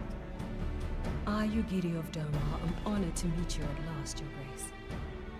To mark this auspicious occasion, I should like to present to you the finest treasures our humble nation has to offer. Alas, the circumstances which have brought me here today have divested me of both time and dignity. I come before you as a pauper in direst need of aid, to request that you grant my people asylum. I, Nanamo, 17th in the line of Ul, welcome you to our city. Be at ease, Lady Yugiri. I gotta say, the little children race stuff, I don't think Final Fantasy is the only one that does this either, but they're like little toddlers, that's like their race, is little toddlers. I'm not into it, but you know, I don't have a choice in the matter. Here we go. I'm just fine, but so they're little itty bitty cartoony baby voices. It's just like the ruler, whatever. I guess, like, you know, there was Yoda. He ruled the Jedi Order, and he was basically like Kermit the Frog with wrinkles. But you know, come on. And then when she'd say, they do the imitation of a little girl voice, and she's supposed to be the ruler of this like badass, hard ass nation. I mean, not that you can't be a lady and be a ruler, but this is like, looks like she's 4 years old, you know? Alright. Although I myself have heard the tale of your misfortune, I would ask that you recount it once more for the benefit of the others here present. As you wish, Your Grace. For many years, my nation, Doma, suffered under the yoke of imperial rule, and my people yearned to be free. Thus, when a war of succession broke out in Garlemald, we sought to take advantage of the chaos and reclaim our liberty. Alas, our enemy proved less preoccupied than we had hoped, and our rebellion was put down in the most brutal fashion. Those who survived, how many do they number? More than 200 souls huddle within the cramped confines of our own galleon's hold. Yet this figure accounts for but one of a number of ships which escaped the Purge. It is my hope that you will allow us all to dwell within your walls. Should that prove unfeasible, however, I humbly ask that you accept as many of my people as your resources allow. Pray understand, we do not beg a boon, but propose instead an arrangement. We would serve as soldiers or tradesmen until our debt is repaid. What are the Syndicate's opinions on this matter? I, for one, think it's a marvelous idea. Lady Yugiri and her people strike me as an industrious lot, and there are parts of the city which have yet to be fully restored. If they are willing to work, I see no reason not to let them. The head of the Mirage Trust is not known for his generosity. He sees profit in this. I agree. That said, these are foreign refugees. To admit them would require a formal resolution. Shall we call a vote?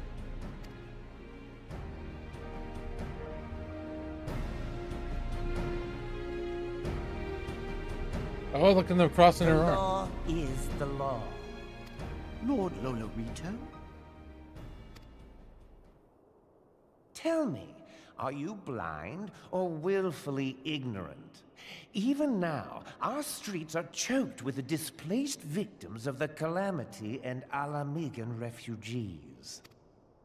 They live hand to mouth, subsisting on aid provided by the immortal flames, the cost of which grows ever higher. The wealth of Ul'dah is not without limits, my friends. And need I remind you that these refugees are prone to violence and criminal activity? You have all read the reports, I think.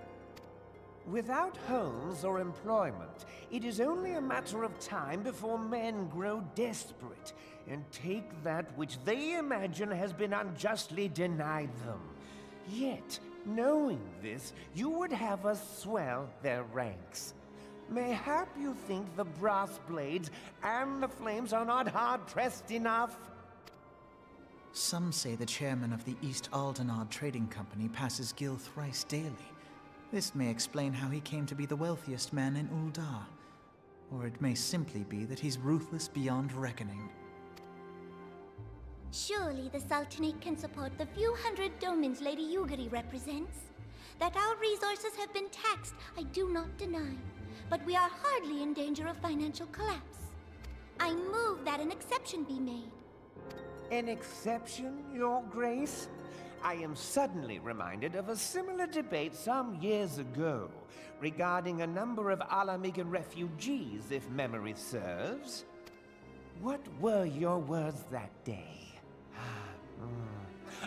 Yes, the law is the law, and so our visitors remained in Little Alamigo.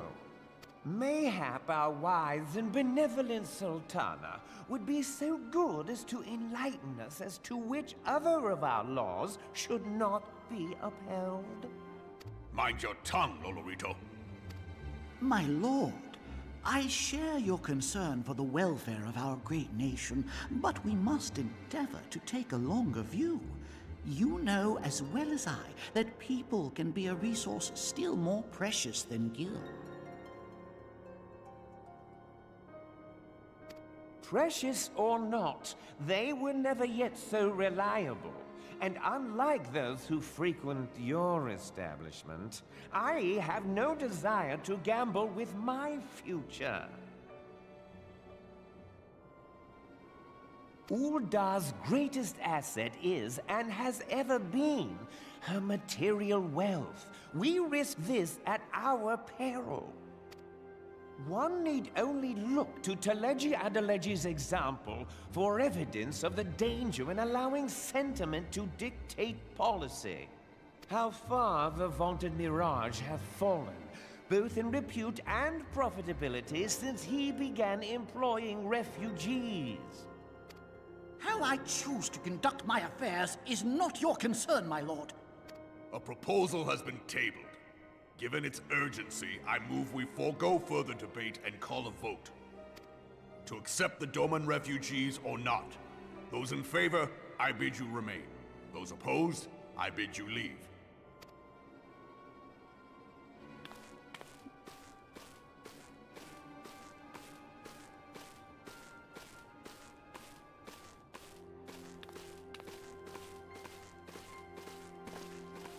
I was gonna say it's all the little people that are the assholes, but it's a mix. Wow. It's a lot of people not supporting this move.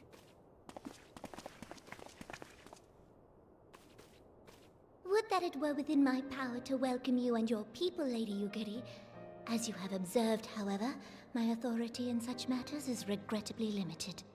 Without the consent of the Syndicate, I cannot act. I understand, Your Grace. And I appreciate all that you have done on our behalf. The nerve of the man! If that bastard had not forsaken the eastern trade route, little Alamigo would now be thriving. Oh, that you should have traveled so far under such dire circumstances, only to be refused in this manner is utterly unconscionable. Pray, accept my sincerest apologies.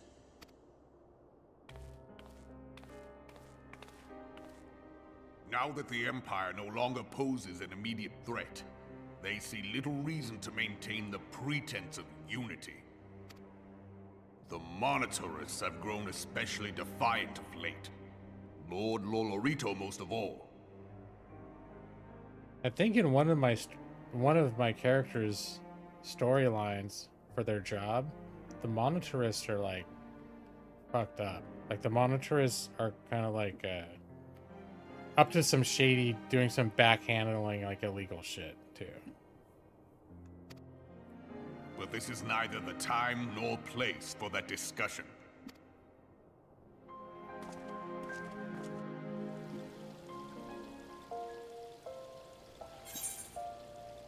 Okay. Purple dye, brown dye, bronze? Oh. I'll take yellow dye. Why not?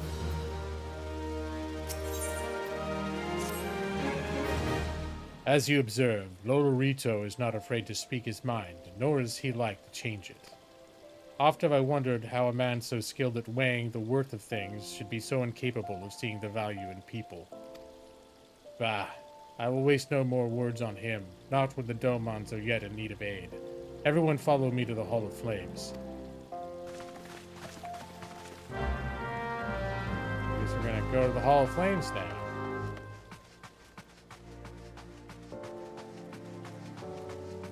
Well, there are two other nations that might help. It is true, this nation already took on, like, all the refugees from all the disasters and wars that have happened over the past few years. They all, like, flood here.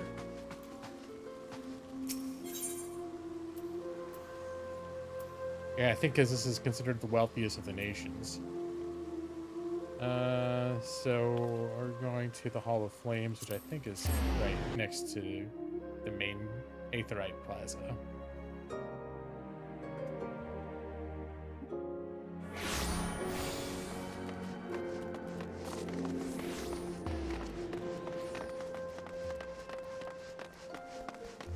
Two more games that you want. I haven't seen any deals that I have to buy, especially since I'm not. There are not many games that I see right now where I'm like, oh shit, if I bought that, I would play that right now. I pretty much like have everything I need right now. There are a few games that if it were a good deal, if it was a really good deal, I would go for it. I got too many games. The Syndicate has spoken. I see no point in moving the matter to be reconsidered. The Monitorists have made their position clear. Agreed. Ulda is not an option. Nor are Limsa, Leminsa, or Gordania. Uh-oh, I said what about the other two? And he's just saying they're not. I judge, given the state of their internal affairs, which leaves our Doman friends confined to a big ship. Gods, the thought of them huddled in an airless hold, with no hope of better treatment. Would that I had more time to find an alternative, a place not bound by the concerns of the great nations.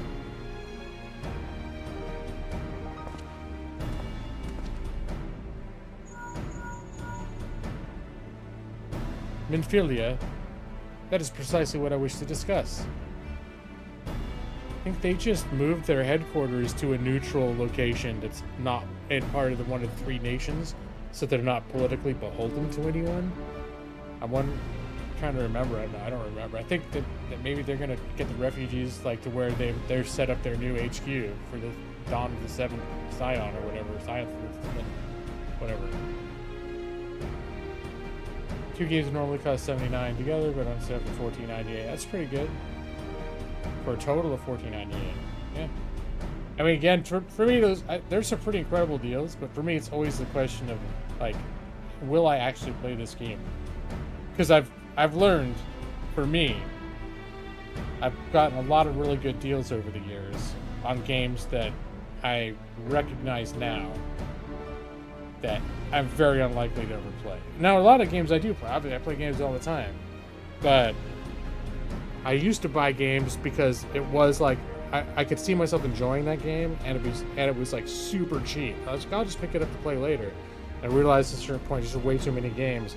Because then the question is always like, well, I'd play twice as much for a game that was worth my time, rather than one that seems like, it's okay, but it was dirt cheap, so it's worth the money.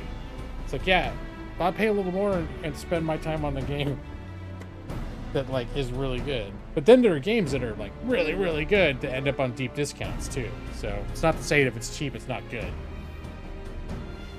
Let's see, okay. Yugiri, I understand the Syndicate's decision. I do. We all wish to preserve that which is ours, especially when we believe it to be under siege. But I cannot meekly accept this judgment, not while my people suffer. Would it be out of the question for a sultanate to accept us for a limited time? A week, mayhap, even just for a few days? Excellent. I shall keep you informed. Lady Yugiri, I have a proposal if you would hear it. On with it, Master Alphanod. The headquarters of my order, the Scions of the Seventh Dawn, stands in a place called Revenant's Toll, an outpost in Mordana. Like most outposts, it is frequented by mercenaries and other men of action, and lacks the comforts of more well-established settlements. However, the leaders of Revenant's Toll have been doing their utmost to change that. To that end, they have need of able-bodied individuals willing to work as frontier hands. Hard labor, lest you doubt, with naught save food and shelter by way of reward. Terms not unlike those which you yourself proposed, Lady Yugiri. Though I will not hear a word said against our beloved Ul'dah, Revenant's Toll would offer certain advantages, the absence of unhelpful bureaucracy being the most obvious. If they can accommodate us all, then we shall gladly accept. Master Alphanod, once again I find myself in your debt. Pray do not thank me, my lady. The life your people go to is one of hard labor and few comforts, as I told you. And before that, there remains the matter of how they may safely be borne to Revenant's Toll, which will no doubt which will be no small feat, considering the distance and their present condition. Mayhap Olden Adventurers Guild can be of assistance. Look for me there anon, Thandros. Send a new quest, transporting refugees. Lady Yugiri, if you and your people would accompany me, we may discuss what the immortal flames can provide. It's like an escort, basically, through their lands.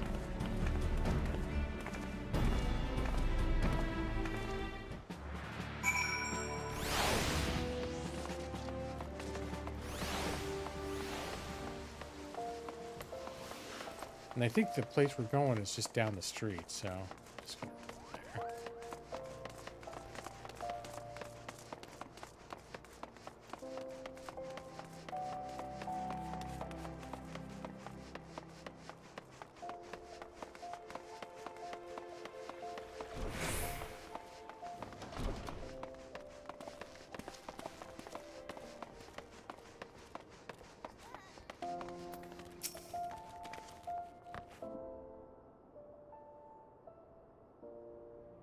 We are concerned that the Domon refugees may may find the journey to Revenant's Toll too much to bear. Too long have they been sequestered aboard their ship, with insufficient supplies and scarce room enough to breathe, let alone stretch their limbs. With that in mind, Mistress Momodi has kindly offered to accommodate the Domons until such a time as they are ready to set out for Mordana. Those healthy enough to travel will embark as soon as transportation has been secured, while those too weak to leave at once will be permitted to stay until they regain their strength. That's nice of her.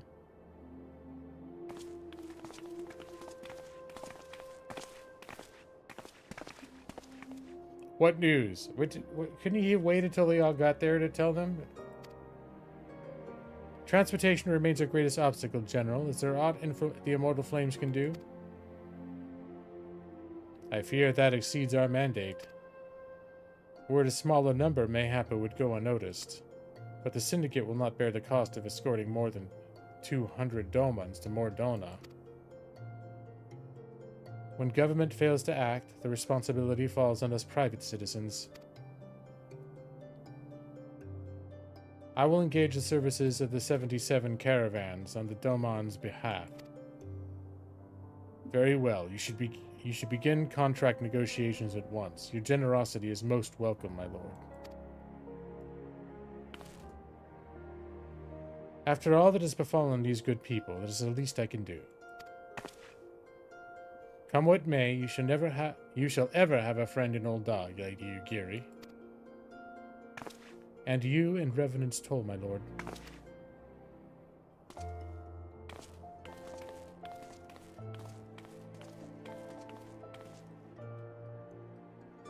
Well, it sounds like we all have work to do, Lady Ugiri. Let's put our heads together and settle the details of our arrangement, shall we?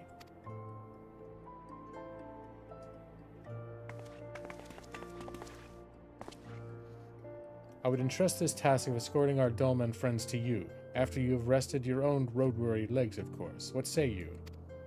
Nod. Alright, what now? This another ring. Skill speed.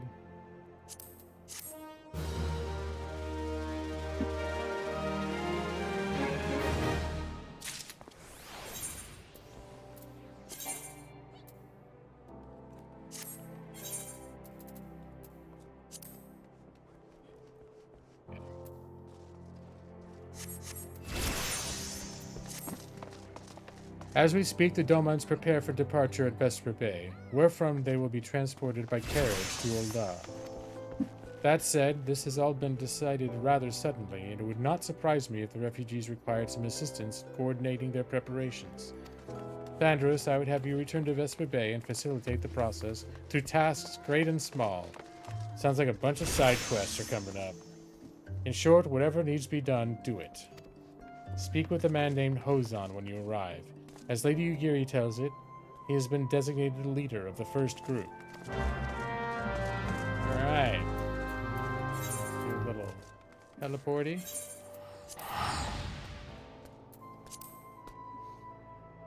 You know, the funny thing is this headquarters for the Scions of the Seventh Dawn, it's located in this town here, Vesper Bay, which doesn't have a teleportation crystal in it. There's a nearby town you have to go to first, and then you travel there. It's not far, but it's like, it's kind of a pain in the ass. Like, why isn't there a crystal there? And after you beat the main quest, when they're going through this sub-storyline of trying to figure out, like, they think they need to move their base, one of the things they said was that it was friction against, the Syndicate, or the different merchants, like the people, influential people in Ul'dah, that wanted them to do special. They wanted the Scions to do special favors for them in return for different advantages, and that supposedly they were withholding. Like, the reason there was no crystal is because in that town is because the Scions of the Seventh Dawn wouldn't play ball to do the dirty work for some of these merchant organizations. And so that's why the town is kept kind of like a backwater, there's no amenities there. I don't know, I thought that was kind of interesting. It was kind of an interesting explanation after, yeah, like you said, after spending however many, weeks playing this game, and where your HQ is in this town without a teleportation crystal in it. Euro Truck Simulator 2 is only $2? How about you download it right? I already have Euro Truck Simulator 2. That came out before American Truck Simulator. I haven't had it downloaded for 10 years, but I own it.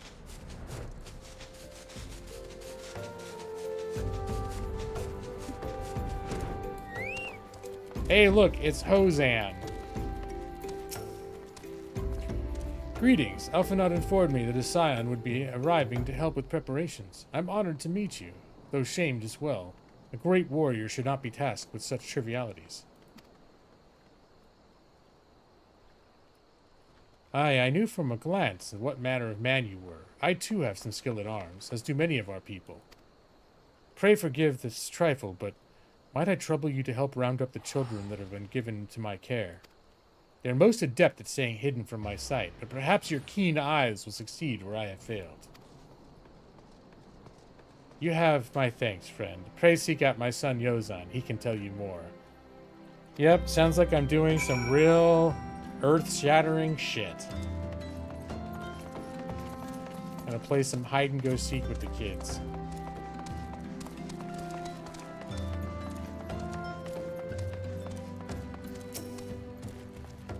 Hello there. I am Yozan, son of Hozan. Okay. Are they running out of ideas for their naming these people? Yozan, Bozan, whatever. When are you be coming with us to Ulda? I hear we're traveling by horsebird drawn carriage. Hey, it's my horsebird Chauncey right here. But don't you think they're queer, giant birds that people ride like horses? I still want to try riding one, but what's that? You're looking for the others? Don't worry, I've already told them to get ready for the carriages. I'll need your help, though. We were just finishing a game of hide-and-seek. 3 players are still hiding. Since Lady Yugiri told us to take it really seriously, they won't move until they've been found. But Vesper Bay isn't that big, so I bet you can find them in no time.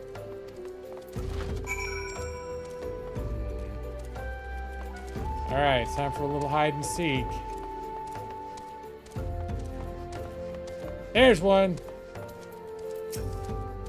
Hey, you're not Yozan. Who are you? I'm Kuharu. Tandra's Summergrave, eh? I didn't know anyone else was... Wait a minute. You're one of those stallions, aren't you? I think they mean the scions of the 7th. Yeah. No, scions. Scions. Then you must know Lady Yugiri, right? She's great. She's really good at hide-and-seek, too. That's ominous. Oh, right. It's almost time to go. Nice meeting you, Thunderous Summergrave.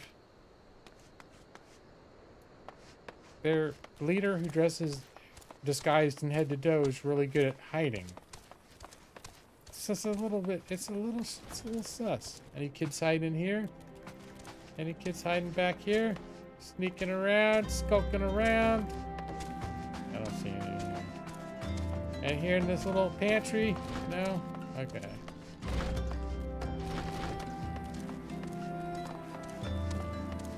I'm gonna find them. Maybe any little kids hiding out here? Huh? No? Okay.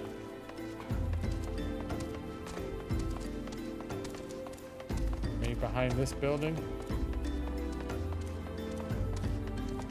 This looks like someone's just like back here on their cigarette break. They're smoking a pipe. Yeah, this is like someone's taking a smoke break from their job. I just hang out behind the pub and smoke my cigarette until it's time to go back. Ah, I see a kid. I see a kid up here. How'd you find me? Bad. Guess I need to practice more. Or maybe you're just good at this. I mean, Guardians didn't find me. 2 out of 3. Maybe I can fly. I'm gonna go into cheater mode. Cheater mode activated. None shall escape the watchful eye of Thandros and his chocobo Chauncey. Okay, I'm not seeing. I'm not seeing them. Okay, that didn't work. That was not nearly as impressive as I thought it was gonna be. Maybe they're inside one of these buildings. One more I gotta find. Wow, what a cheater. No. Using the tools at your disposal is not cheating. I'm a little flummoxed, though, as to where this last child is.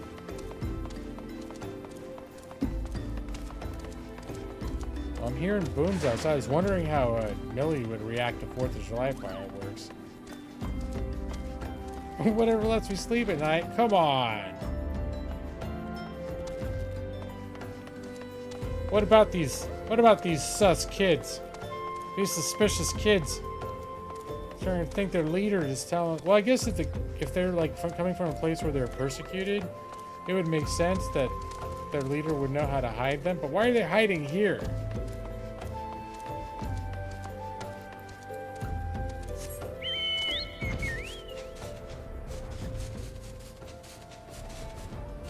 Yeah, they have Pierre anywhere?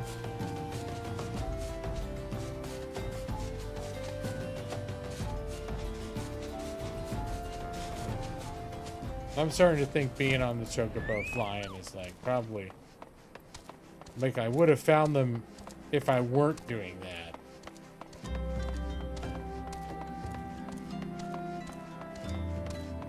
This last kid though, really giving me a run for my money. Is he like inside your tent? No. I already looked in here, right? No, some sort of like customs office. Wouldn't be a great place to play hide and go seek.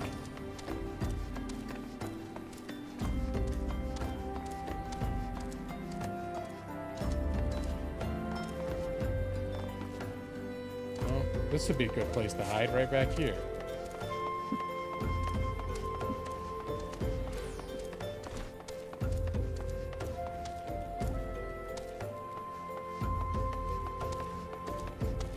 Like, can I just tell them, like, hey, you know what? One of your kids, he's gone, all right? He probably got ate by one of those lizard creatures or a giant bomb with a face. You know, whatever the local wildlife here. It's all sorts of goofy, dangerous shit. One of them probably took out one of your kids, okay?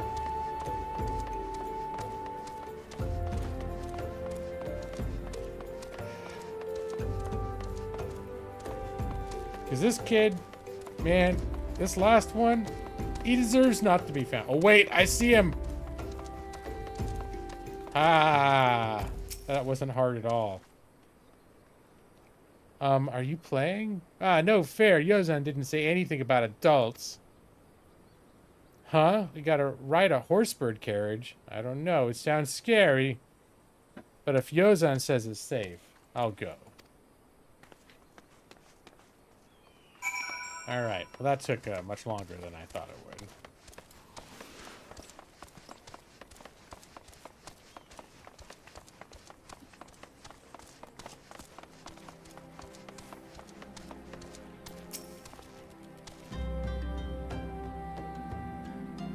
Wonderful. All the children are accounted. Hide and seek. Ah, I see that you're curious. It's quite simple, really.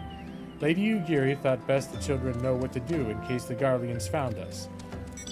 I should hope those days are behind us, but I nevertheless take comfort in knowing that we are prepared. Alright, well, that sounds like a reasonable cover story for why you'd be teaching kids how to be sneaky little bastards.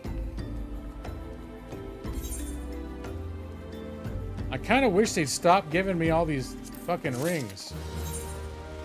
I got way too many rings.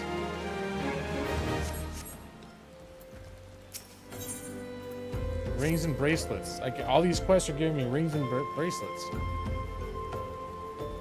My first caravan is due to depart shortly, followed by the rest at regular intervals. My family and I, including the stubborn old father Home,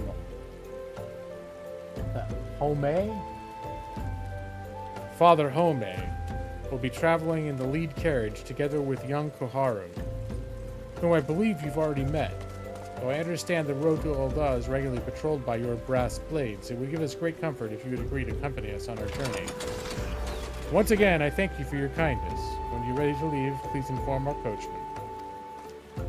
Who wanted every single finger? Yeah, I think you have like 2 ring slots, like 1 for each hand. And I mean, I just go to like the recommended gear, click it, and then it's like, you already got the best shit already for your class. It's like, all right, well.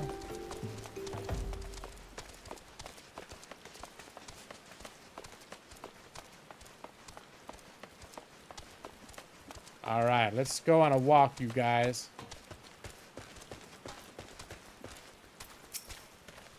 Eager to be off, are we?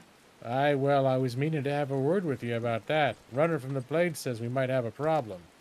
A fierce-looking beastie's been sighted south of the bridge to Hammerley. Might be as someone's eyes are playing tricks on him, of course, but I don't pay to gamble in this business. Now, I know you can handle yourself in a fight, but this lot here's another story. So I was thinking maybe you go on ahead and have a quick look around, maybe make sure things are safe. And if you come across anything dangerous, you know what to do. When you're satisfied the way's clear, meet us outside Horizon. Blade's telling me the road there is safe, so I reckon we can make it that far on our own, assuming the self-same bastards don't try to rob us, that is. Wow, that guy. Everyone's got so many words to say.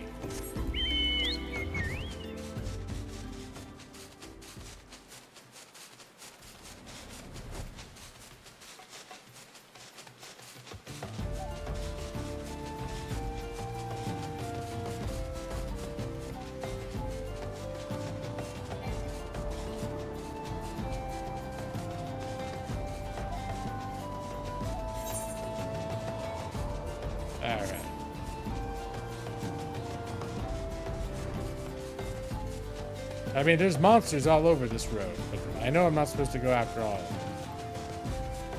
Those are just regular questing monsters, you know? They're not like special mission monsters. I bet this is something. Destination. I'm gonna fight a thing, probably. You feel an eye upon you.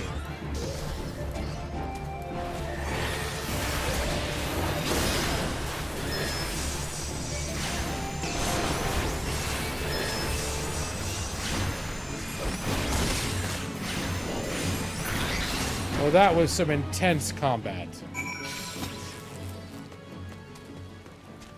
That was it. Okay.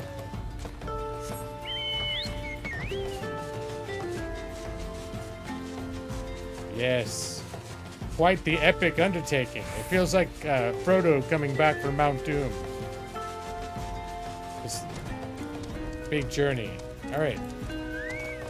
There was a creepy-looking eyeball monster. I will give you that. I'm telling you, there's all sorts of goofy, dangerous-looking monsters out in this world. You want to be careful where your kids are playing hide-and-go-seek. That's all I gotta say. So there was a beastie. I mean, I had to go past 20 beasties to find the particular beastie, but yes. Was being the operative word, eh? Ha-ha.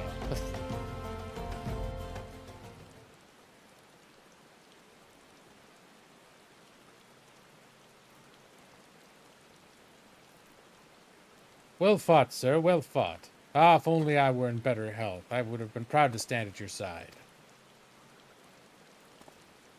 Pay my son no mind, he forgets his responsibilities preclude acts of daring do.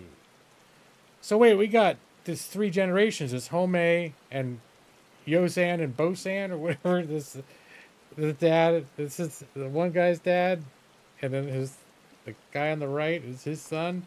And then one of the little kids? Okay, whatever.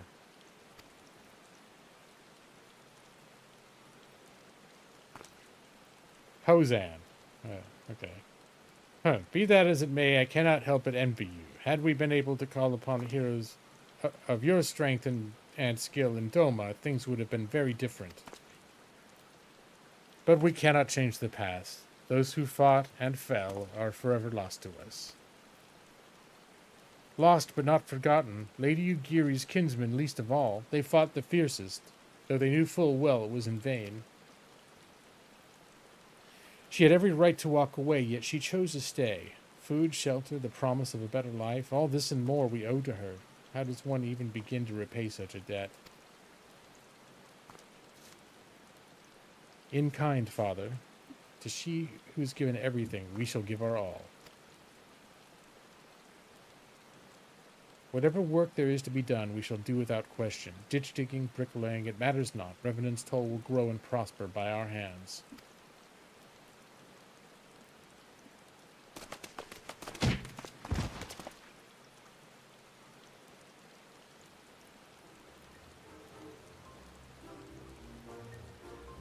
Alright, what sort of goofy shit are these kids up to?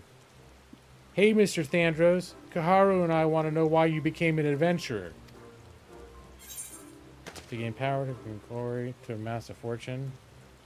To go wither the wild rose blooms. That's probably the most accurate answer.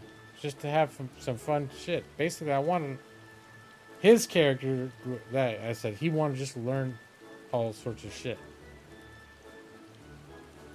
Learn how to do shit, see shit, go places, go wither the wild rose blooms.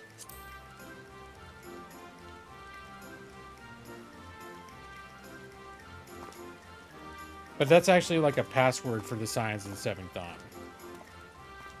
So you like roses? I think I understand. I mean, they're nice and everything, but don't they grow in lots of places? It's my turn now. Excuse me, Mr. Thandros, I've got a question. What's Revenant's Toll like? Is it pretty? It's a bustling outpost frequented by countless adventurers, true. It is a bastion of civilization in a harsh and unforgiving wilderness, that also is true. It is home to the signs of the Seventh Dawn. It is a stone's throw away from an Imperium castrum. No, that's not, we don't want to tell him that.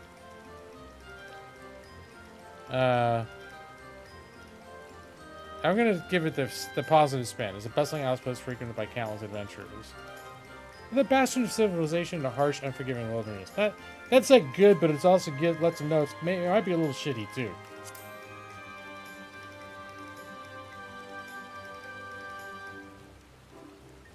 So there are lots of rocks and things? It sounds a bit scary. Yeah, rocks are terrifying.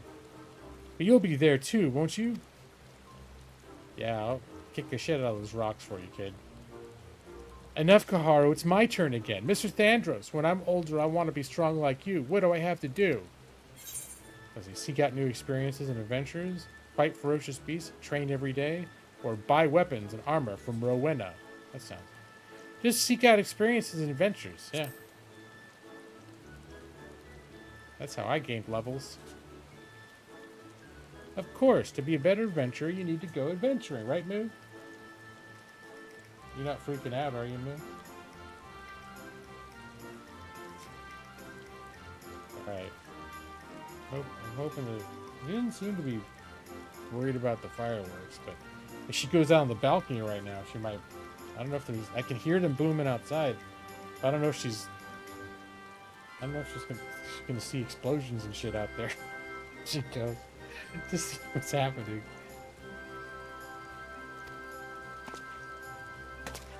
All right. That's enough questions for Mr. Thandros. That's not fair. Why does Yozan get to ask 2 questions? I want to know about adventuring just as much as he does. Just one more, please. Do you think I could be an adventurer like you one day?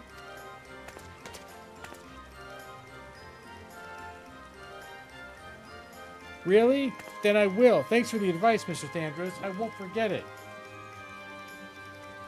Now go fight some crazy-looking eyeball monster. Go get him, kid. What could go wrong?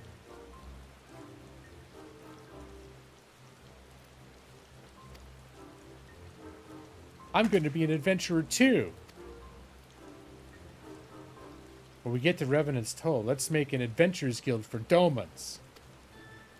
We'll protect our friends and punish the wicked, just like Mr. Thandros and Lady Yugiri. Yeah, just like Mr. Thandros and Lady Yugiri.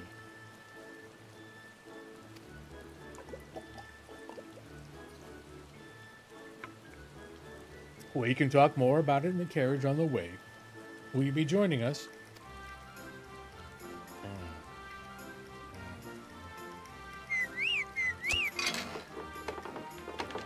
Not on my end, but on your end. No, that doesn't surprise me.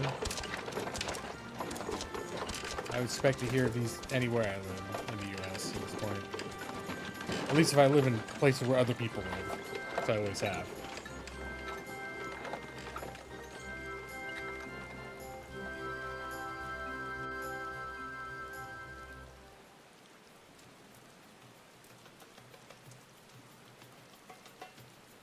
Alright. Oh, we're here. We've made it all the way to the gates of Ul'dah. Oh, I guess we're going to the quicksand now, huh?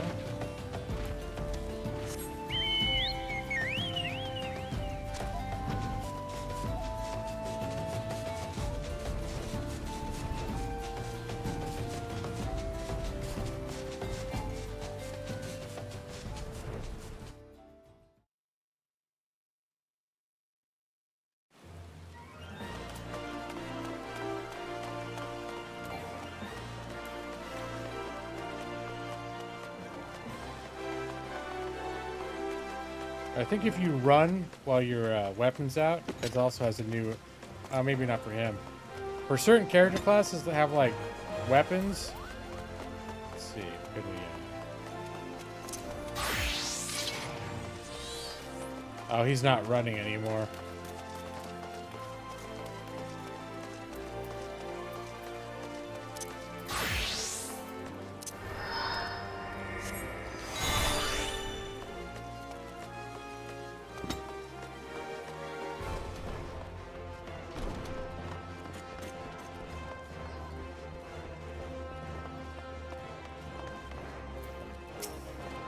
Ah, Thandros. I take it the first group has arrived? Excellent. Is there aught else? No, I have matters well in hand here. You and Lady Ugiri should travel to Revenant's Toil forthwith. Alright, another fucking necklace. Great. Is there one that does spells? Vitality, determination, tenacity? I don't know. This sounds like corporate ethical slogans. I have tenacity. It's like, okay.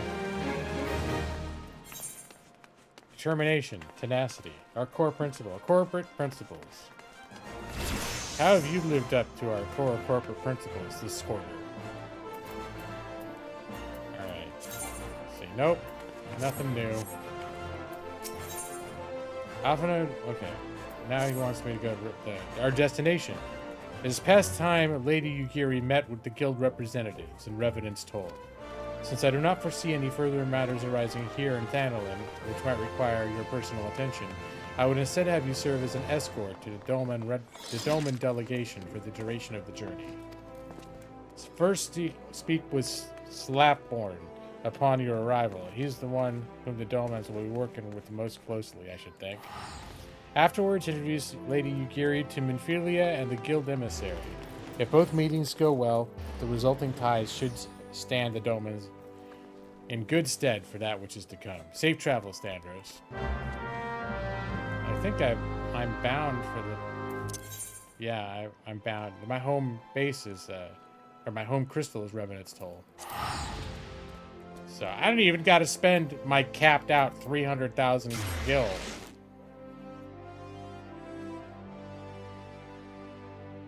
It's just having that gil capped out at 300,000. It nags you a little bit. Like if I were a paying person, I'd have more than 300,000. But the fact that I keep accumulating until I had 300,000 also meant I didn't have anything to spend it on, except for teleporting, really, because you can't access the auction house on a free trial. So what really are you going to spend your money on?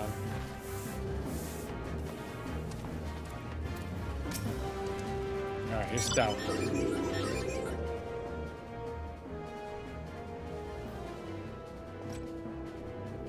And this must be the esteemed Lady Ugiri and her associates. I greet you all as friends and bid you welcome to the toll.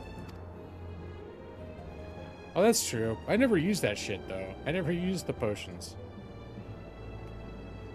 I've got a whole bunch of those already that I just never used. I got stacks and stacks of them in my inventory.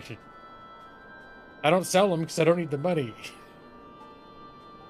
I can't think of the last time I used a potion. If I ever die, it's usually because I'm not paying attention to my health bar. It's not that you shouldn't use them, it's just I never think to do it because I never feel like I need to. So it's totally off my radar. I hope you do not find our dearth of fineries off-putting. Poor though we may seem, we have wealth of spirit and camaraderie to spare. You see, race and creed don't enter into it here. We welcome all sorts, provided they're willing to earn their keep, of course. We are no strangers to hard work, Mr. Slaffborn. You may rest assured that we'll carry out your orders with due diligence. Oh, not for a moment did I doubt your commitment, my lady. Pray understand, I give the same speech to all new arrivals.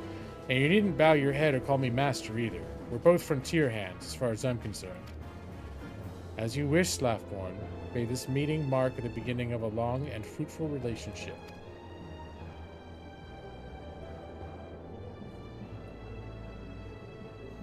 Our guests have yet to meet the antecedent. 7 hells, Thandros. Why are you wasting time with me? See them to the rising stones. I don't know what antecedent, like, why. That's the head of the Signs of the Seven Order is called the antecedent. I don't know exactly why, but that's her title. Like, Minfilia. Oh wait, it's in here? To whom much is given, much is expected. Forgive me, I require a moment to compose my thoughts before meeting with your leader. We shall join you at the Rising Stones anon. Alright, go to the Rising Stones in here. This is our new base. And since we moved, our new base is in here. You go into this nifty little cavern. And then you go in here, it's the back, it's like the no employees only door.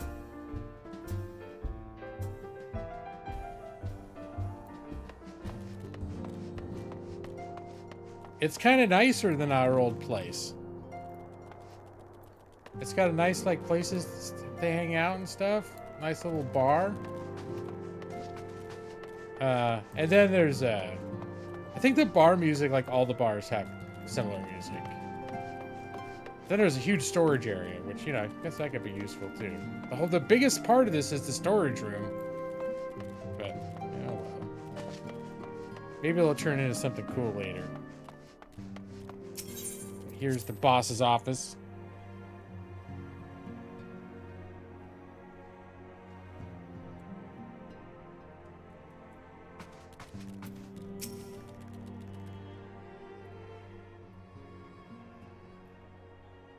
"'Tis no use.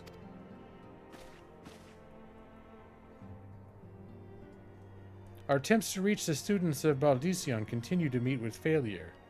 Urianger has explored other avenues of inquiry, but they too have yielded naught.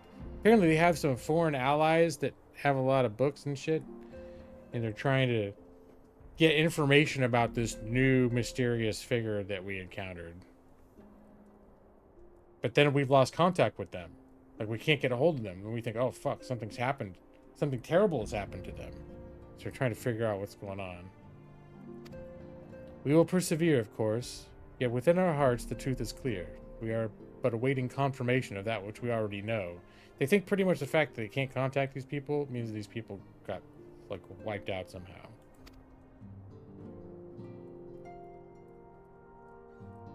How fare the Domans? I'm given to understand you were kept quite busy in Vesperia. Yes, I played hide-and-go-seek. It was infuriating. Mayhap you question the wisdom of aiding refugees when the primal threat remains unresolved.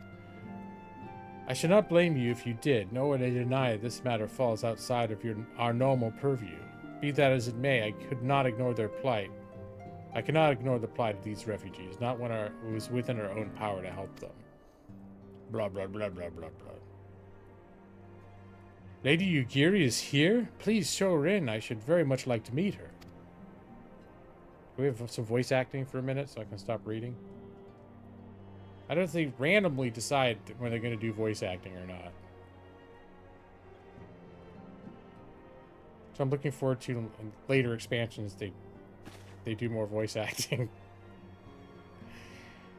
We have no objections. Pray do so with our blessing. What? Was that supposed to be like mid-conversation I came in on? Your answer pleases me beyond words, my lady. But are you quite certain? We have no way of knowing how many might answer my summons. In the event that Revenant's toll could not accommodate us all, we would need to find an alternative solution. Oh yeah, I'll keep reading the dialogue, but you know, sometimes, like the couple of times when it was voiced, I was like, oh, I can just sit here and like have a drink of water for a minute.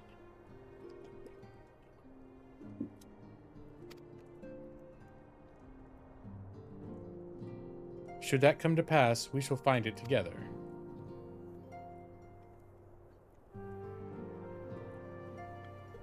As ever, it has been a pleasure, antecedent.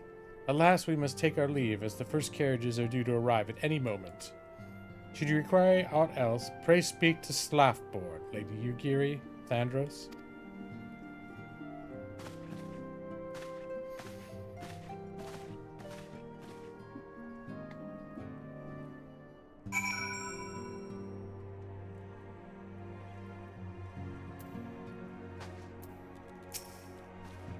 Looks like my little carbuncle is sniffing Minfilia's skirts.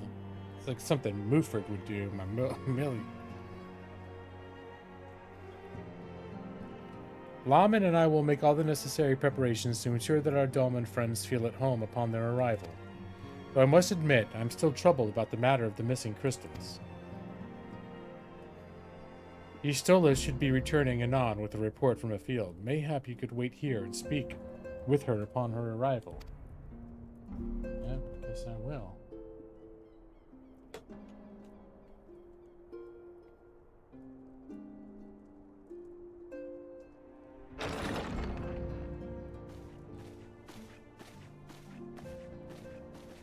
Voice acting? How goes the fishing? Caught anything slippery? You can tell when they have sound like they have sound effects for their footprints, for their footsteps, that maybe they went all out on the audio here. Again, I don't know why the meeting between the two leaders in the last scene wasn't voiced, but this is.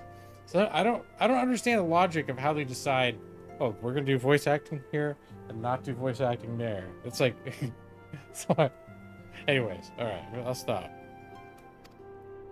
Aye, our suspicions were well founded. The Serpent Reavers are indeed the culprits. The plot thickens. Has there been any movement in Thanalan? It has been blessedly quiet, which is to say the Amalja are being no more or less of a nuisance than usual, summoning Ifrit with such crystals as they have hoarded. Urianger, too, reports not out of the ordinary. Urianger. Then we have our explanation. Your explanation for what, pray tell? For the recent spate of crystal thefts in Thanalan, we naturally assumed that the trail would lead us back to the Amalja. Yet it did not. It led us across the sea unto Vilbrand. Vilbrand? There have been reports of increased Sahagin activity of late. Oh gods, they mean to summon Leviathan? That is the way of it, I fear. Whilst conducting our investigation on behalf of the mineral concern, we came upon evidence implicating the Serpent Reavers. With the aid of the Maelstrom, I was able to verify our suspicions. 'Tis only a matter of time before Leviathan returns to harrow the seas. But there is more. One of the Sahagin, an elder by my judgment, spoke of attaining the gift and knowledge of eternity. Huh? Uh-oh. We're gonna have visions of the bad guy, the spooky bad guy we're trying to figure out who the fuck he is.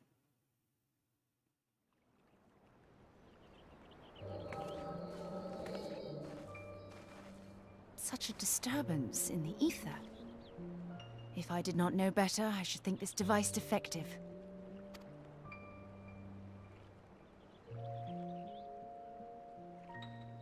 And there is the explanation.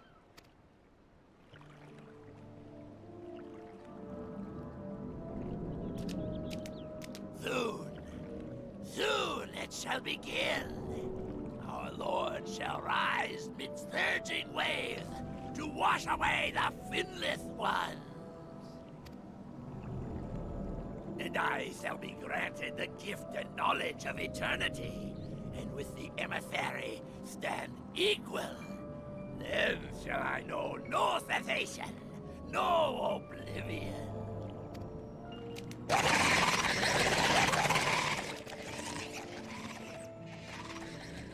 Whence comes this promise of immortality? The emissary? We have outstayed our welcome. Yep, they are some creepy monsters for sure.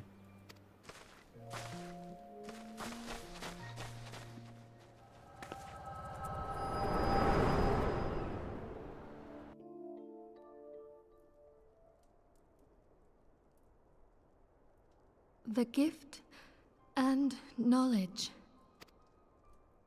Are the two of you quite well? You shared that vision, did you not? Even before the Sahagin made mention of the emissary, I recognized Elidibus's words. He is behind this. I think Elidibus is the guy we've been seeing. So, like, Evie, if you've gotten far enough in the story where occasionally something happened, and then there's this like spooky dude in a black robes with a hood and like a red mask. He's like super sinister. Every time he shows up in a scene, it like plays this like spooky bad guy music. Well, part of the original story, of course, is trying to thwart whatever he's cooking up, but he's part of a larger order. And now this other person from the order showed up, and he wears like white robes, and he's all like, I just want to be friends. Like, he's all like, he's still kind of like evil and sinister and shit, but he's like, once you understand things, you'll join our cause and blah, blah, blah. Like, he wants to be friends. So, but they're both, he's still a bad guy. It's just like, I think he thinks instead of destroying these people, like, oh, these are powerful people, we should get them on our side. That seems to be his thing. But surely it is not within his power to grant the echo. My lady, unless we act swiftly, Leviathan will rise again. The Admiral has already requested that we intervene to prevent this. Failing that, we are to attend to the Primal's extermination. She will have our full cooperation. Let us make haste to Limsa Lominsa. Am I gonna fight another primal? I mean to play a part in this mission. Tataru, pray, take charge in my absence. My lady, are you sure this is wise? I am aware of the risks, but there is something I must see with mine own eyes. The true nature of the echo. Very well. I shall not stand in your way. On the condition that you permit me to accompany you as bodyguard. Your company is ever welcome, Thancred. I take it something ill is afoot. Aye, a primal is about to be loosed upon Eorzea. A primal? A godlike being whose very existence is a bane upon the land. We scions of the Seventh Dawn are sworn to put an end to their kind.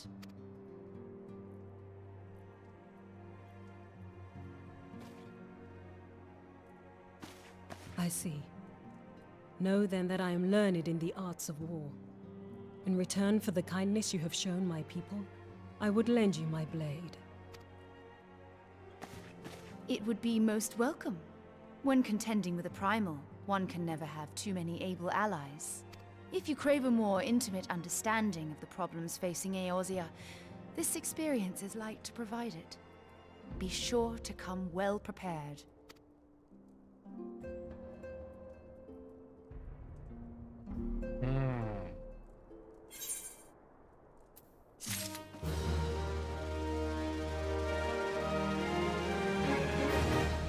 Alright, what now, Benfilia? Plainly, should the worst come to pass and Leviathan is summoned, our only recourse will be to face him in battle. Given past experience, you may very well think that eventuality inevitable. Yet so long as there is even a chance the Primal's return might be prevented, we must bend all our efforts toward achieving that goal. Before we do aught else, let us hasten to Limsa Lominsa and meet with the Admiral. She will not have been idle in the intervening time, and will doubtless have had valuable information to share. Alright, let's go to Limsa Lominsa. See.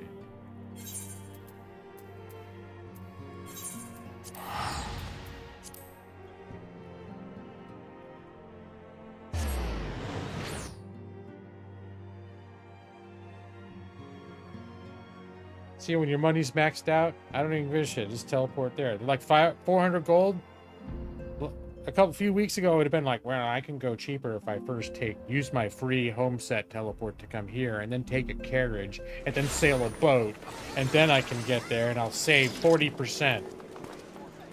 I suddenly realized when you're capped out at 300, and You're there? Doesn't matter. It's the only thing I gotta spend my money on. I guess, again, like, unless you're buying a bunch of potions and shit. But at the point where it's like, oh, I'm capped at 300,000. Oh wait, no, it's not this one. A special lift just going up to the Admirals. Yes, take me to the command room.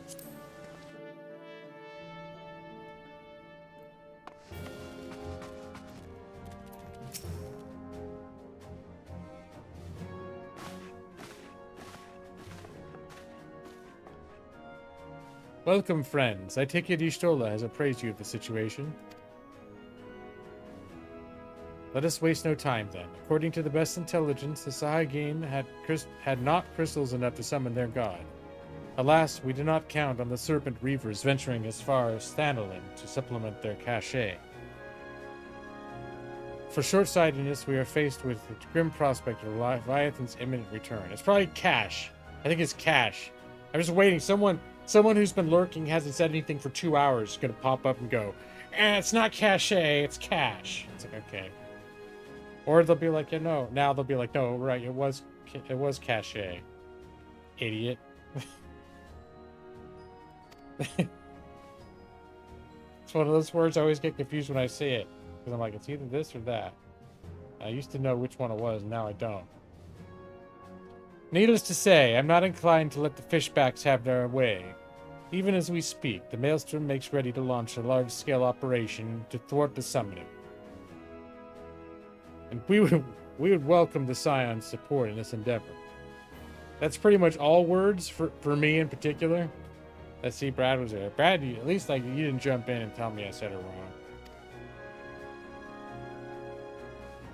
But if, God forbid, our efforts should come to naught, I will need to trouble you for more than mere support, as I did when Titan last walked these lands.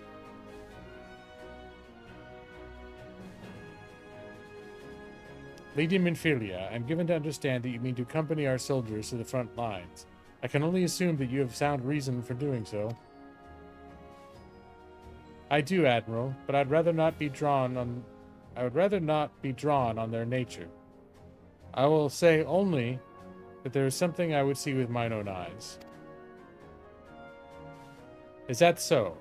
Well, I am not so stubborn as to deny the wish of one whose aid I require, but precautions must be taken.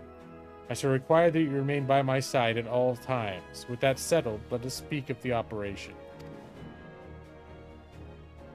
Thandros, Maelstrom scouts are currently reconnoitering the Sahagin movements within the Sapsa spawning grounds. Upon completing their mission, they will return to the operation's staging point at Camp Skull Valley. I want you to make your way there forthwith, that you might be apprised of the latest intelligence. Commander Falk Barida has charge of the garrison. Alright. More teleporty. Straight from here to there. Airport. Boom. Now I could go to an Aetherite Crystal, go down to the Ferryman, and take a trip there for about 1/3 of the price. Or I could push a button and go now. Now that I'm here, just gonna boom. I like, see, it's good being level 50. Actually, technically it's level 52.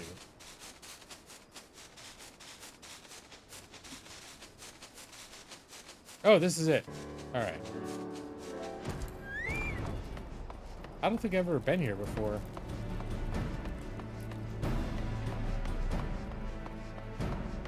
I should have landed on the roof. There's a lot of extra walking.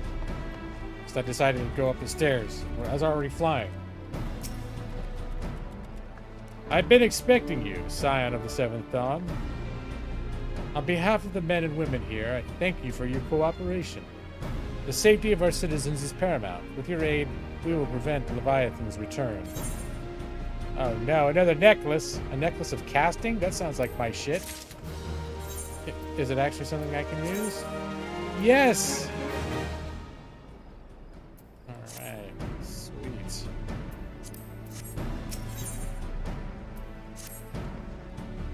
You may already know Maelstrom scouts have been dispatched to reconnoiter Sapsa's spawning grounds. Though it pains me to admit it, the Maelstrom has never faced a foe the likes of this before. We must proceed with all due caution. Among other things, they have orders to determine where Leviathan might emerge, assuming it comes to that. And yet their return is long overdue. I fear that ill may have befallen them. For better or for worse, we must ascertain their fate. If it is not too much to ask, I would have you aid us in the search. 5 scouts ventured into Sapsa, all told. Here, take this flask of restorative to tend those who may have been wounded. Though it pains me to even consider the notion, if they have perished, circumstances permitting, I ask you to recover their bodies. By no means venture deeper into enemy territory, however. We can ill afford to lose you at this juncture.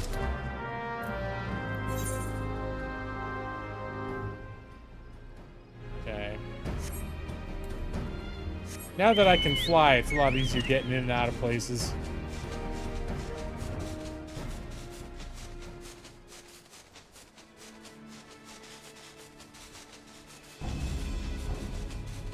Alright, there's one place down here to look at.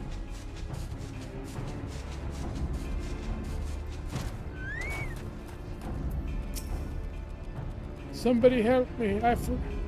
Of all times to forget the restorative. Erg! Alright. Looks like it's time to use the restorative.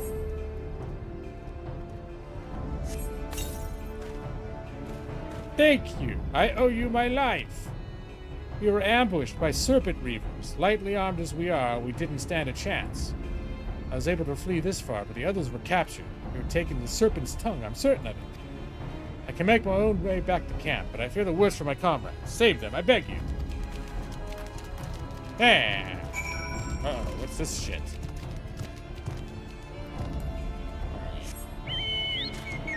He didn't seem to notice me, so let's go about my business. Yeah, just stay above all the bullshit. That's my plan. We'll just stay above all the bullshit.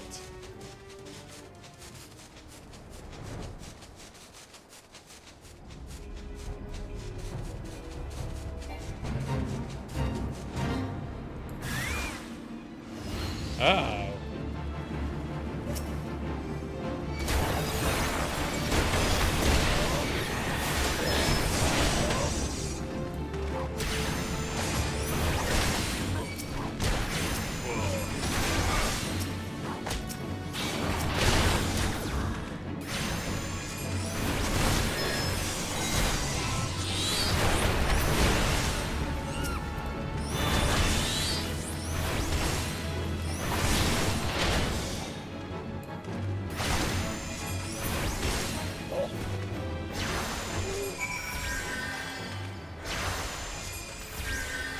I like the summoner because he does good DPS, but he can also heal himself a little bit.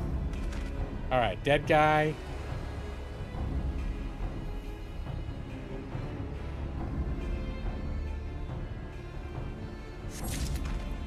Dead guy. Or dead gal, rather. All right. In and out.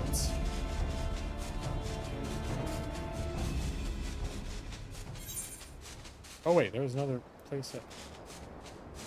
Wait.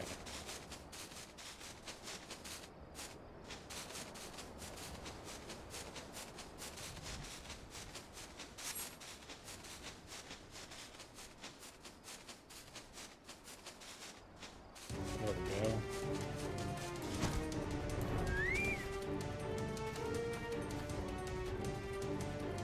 I don't care for this music. Alright, where's my chocobo friend? I may require your assistance, Chauncey. Who, much to the contradiction of certain theories, very much alive. In fact, I haven't covered it up for the night yet. Oh.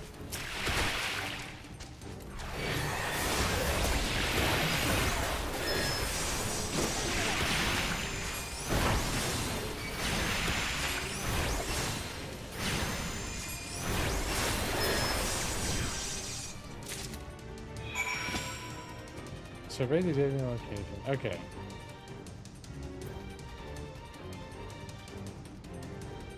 So that's it, just deliver the corpses now, huh?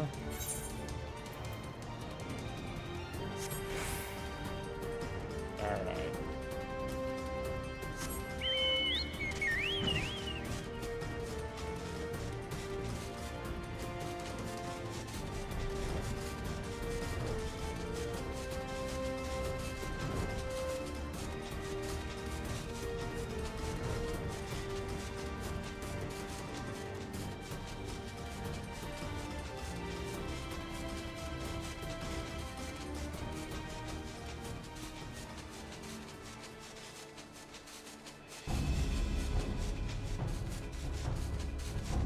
Alright, this time I'm gonna land on the roof, not on the ground and then run up a bunch of stairs. That was a bonehead move.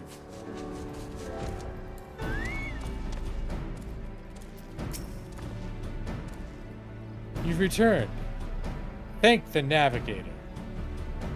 It's a Big Bird Sesame Street edition.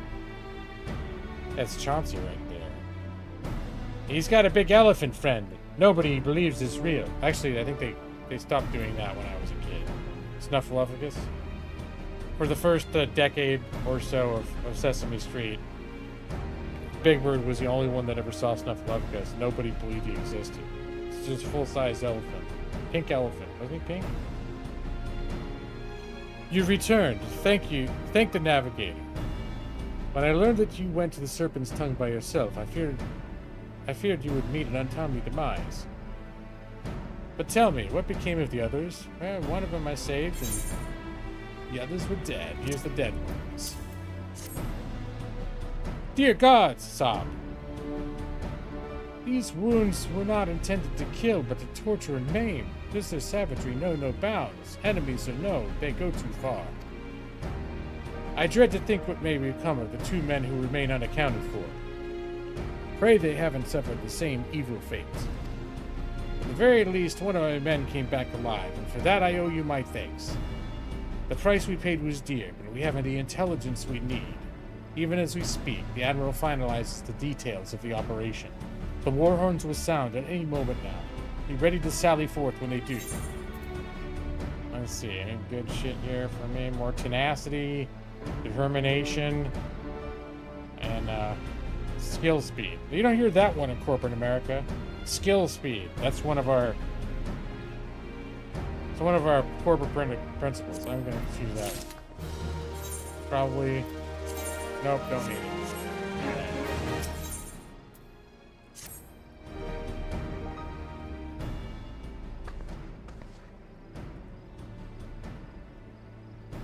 Thrice damned fishback bastards. I'll kill them slowly and then chase their rotten souls through all seven hells. Oh, the Admiral and Benfilia is here.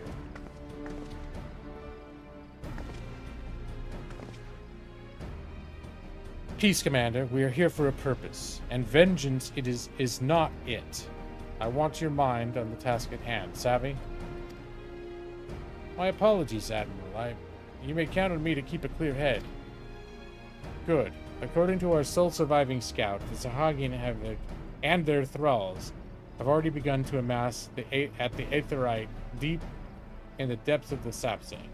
If we were to act, it must be now. The men are ready, but we await your orders, Admiral. As predicted, the Sahagin have tightened security in and around the spawning grounds. A frontal assault is likely to be met with fierce resistance. But we are not so artless as that, Commander. We shall divide our forces and strike them hard and fast at key locations. Remember, our ultimate objective is to take the Sapsa Aetherite and eliminate the Sahagin priest presiding over the summoning. We're not here to kill them all.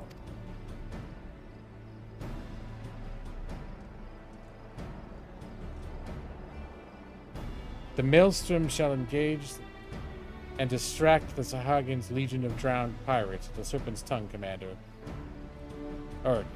Commander, you have charge over this effort. Okay. Be mindful. The lay of the land there is devilish for attacking forces. Let the foreign levies spearhead the assault, and have subsequent units fan out to cover their flanks. At the self-same moment, a diversionary squadron formed of galleons from the Crimson Fleet shall harry the enemy from offshore. And likewise, we Scions will form smaller units in hope of confusing the Sahagin defensive effort. Thandros and Y'shtola, the two of you will make your way to the site of the summoning ritual. The Admiral's diversion should serve to thin the enemy's defenses, rendering your path less perilous. A small party, I believe, should be able to win through without drawing much unwarranted attention. I might have to group up with people. They've been forcing me to group when there's group content since I got through the main storyline.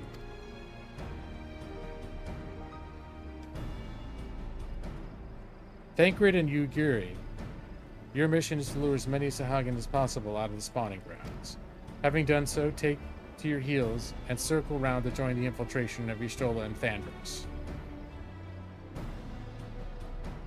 When all has been set in motion, I myself shall cut a path to the Aetherite, accompanied by Lady Minfilia, as was agreed. Well, don't let me keep you, friends. To battle!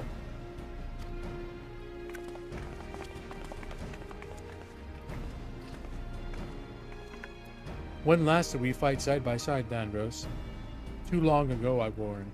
But come, let us away.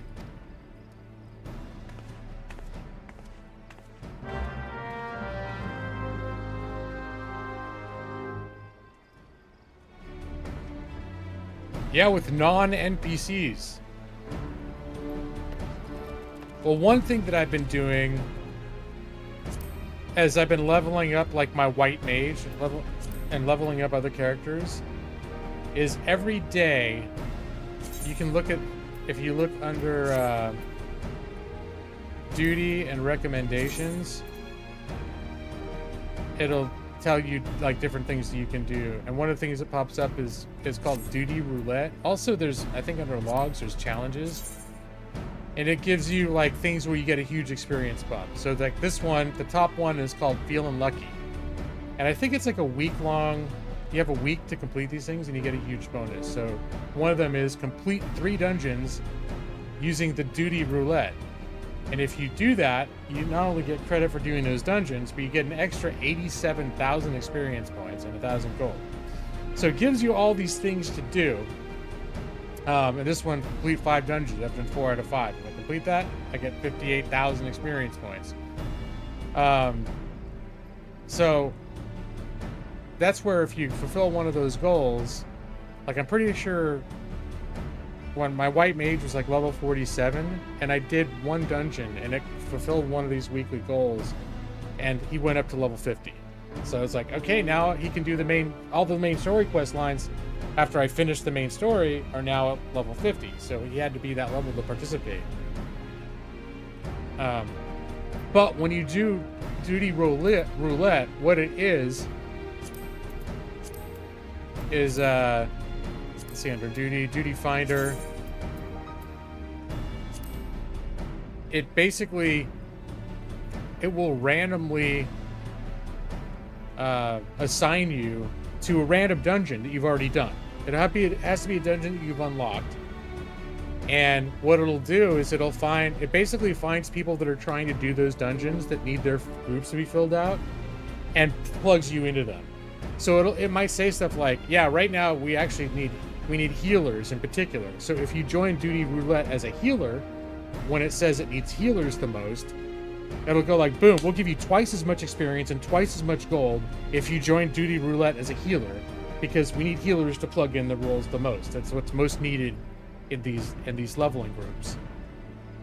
So it's kind of a cool system, and it kind of gets you to play different. That's why I was like, I wanted to make sure I level a healer that I'm comfortable with, and why I'm glad that I leveled that paladin, even though I wasn't sure if I was going to level the paladin all the way up. But now it's like, hey, if a tank is what's needed, they're going to get all this experience boost. I'm like, yeah, just use my paladin, right? So I've kind of gotten used to that. But those are all matching you up with live players, so you can't do that with NPCs. But also just the main story quests that have been happening after the main game story was over. they haven't had the NPCs thing. So I'm wondering.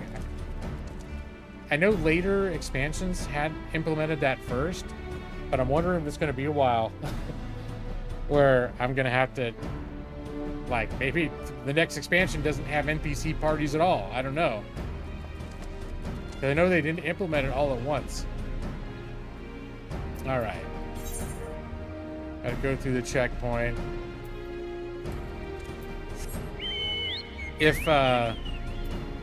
If they make me do a group finder with actual people, I'm probably gonna switch to my white mage, because the white mage I'm the most comfortable with in a group. That's what I've done the most. Tanking I've found is actually usually not that bad either. Because mostly it's just about making everything mad at you. Making sure everything's trying to hit you instead of everyone else. It's not that actually usually that hard. The only tricky thing is sometimes there's certain ways that people know to use the dungeons, and I don't always know it, like my first time in. You're not gonna attack me? You're gonna attack me.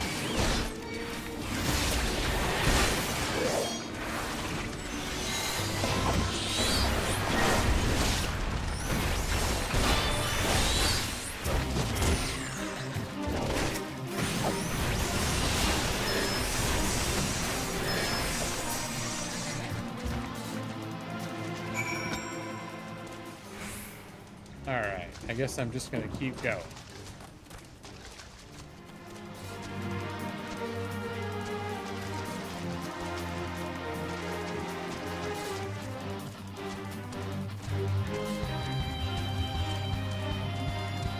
Oh, there's going after. Wait, what am I going after right now?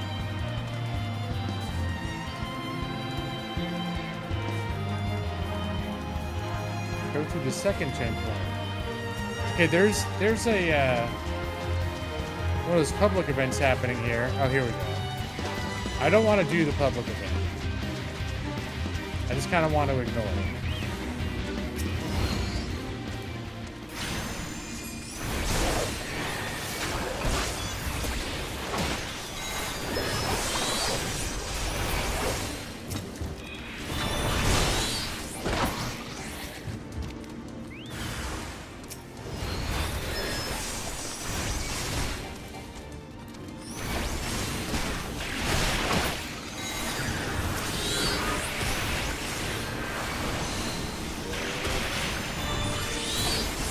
Alright.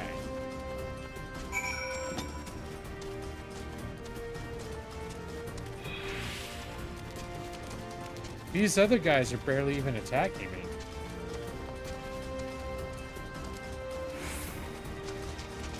Probably if I walk right up to their face, they will. One of them's coming after me.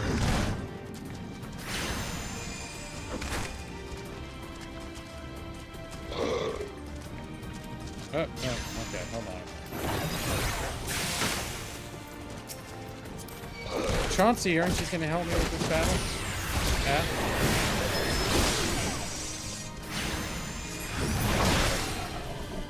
Well, productive in the sense I've done a lot of reading, but now I'm actually doing some. It only took me 2 hours to get here, 3 hours to get here, and I'm actually doing some actual fighting.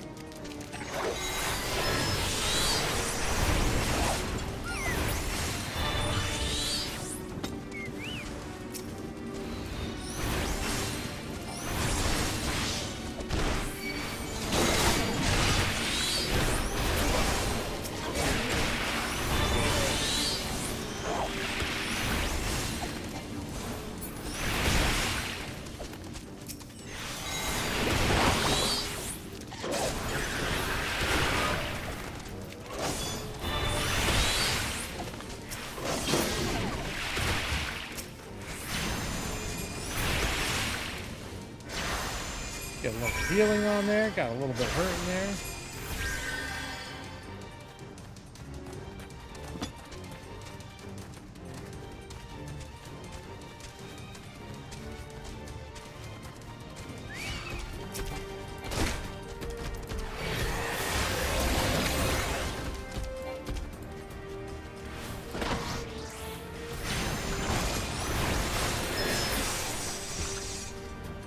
Chauncey I can make Chauncey be my tank and like get their attention off of me, which is kind of cool.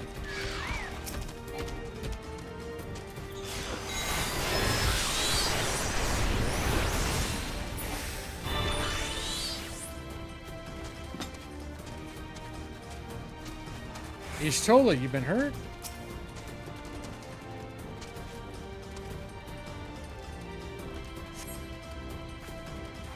Pray do not concern yourself. 'Twas but a glancing blow. Come, the eighth rite is close at hand. Let's press on.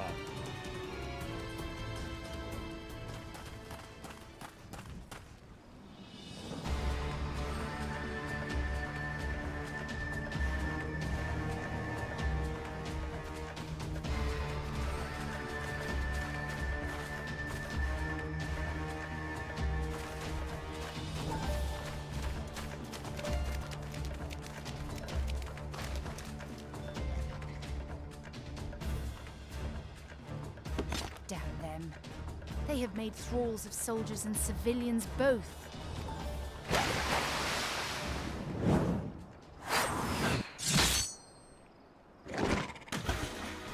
Banquet, alright. Did I miss much?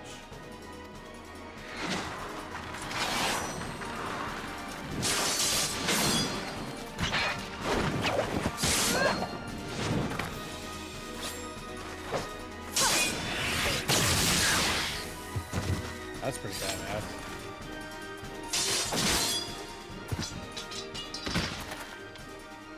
So that is how you fight in the Far East.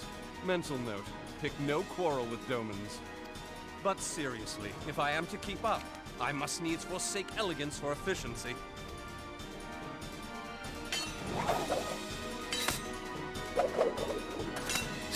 You were saying?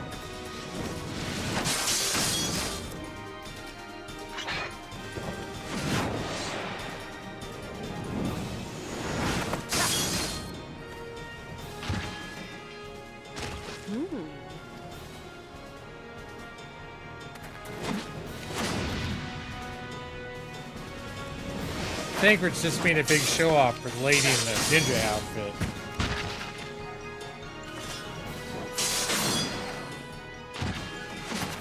You hear that? She was like, maybe they're gonna be a thing.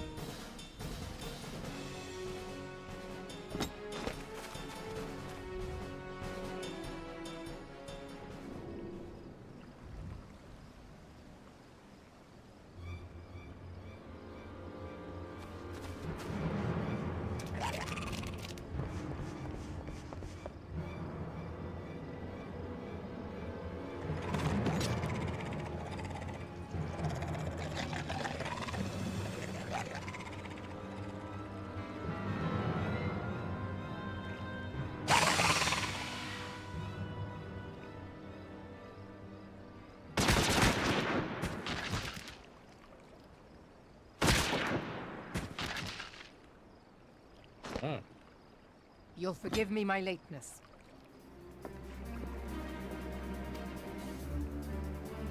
This is pretty cool, the sequence.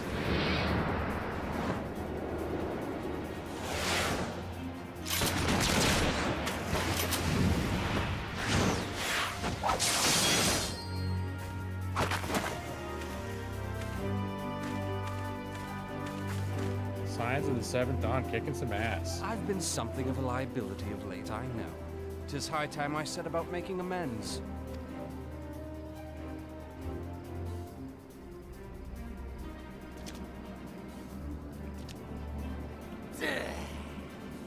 Long have you shriveled Sorwalkers, tormented our kind. But no more! Your time is at an end! You shall perish with salt in your wounds and sea in your lungs. Lord of the world, hearken to our plea. Lord of the world, deliver us from our misery. It's part of the ritual that has to rhyme. Do you feel that?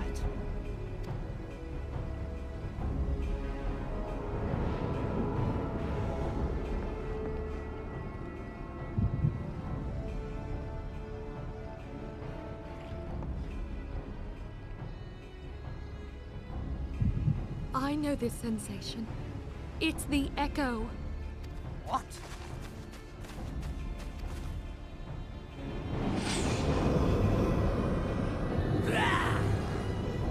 Such power! It is transcendent!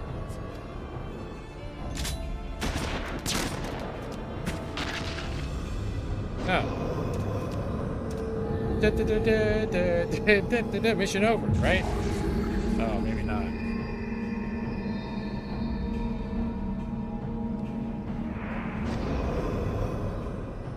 Oh, no. Is he the boss now? Okay. I see how this works. 7 hells. Maybe they do have to kill all of them now. But like, we don't need to kill all of them, we just need to kill the priest. And then, whoops. Strike me down if you will. It is futile. I have mastered the gift. I am eternal. Oh, mighty Leviathan, ruler of the seas, born of waters primordial, I offer unto you this frail flesh, that you might grant your faithful servants deliverance. I beseech you, come forth. Oh boy. Die, damn you!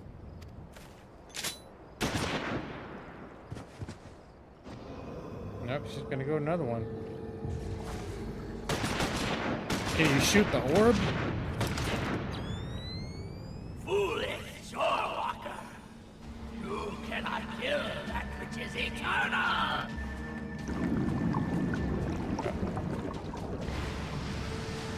Oh no. Looks like the summoning ritual has been completed.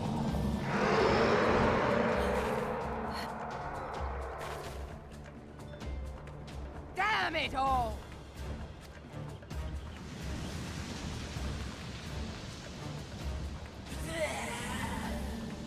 My being ebbs away. But it should by right be infinite. Am I not immortal? I move. Oh boy. You emissary, Right in the middle of this. promise me everlasting. Alright, so they're gonna eat the priest's soul. What are you doing, Moo? Hey, come here.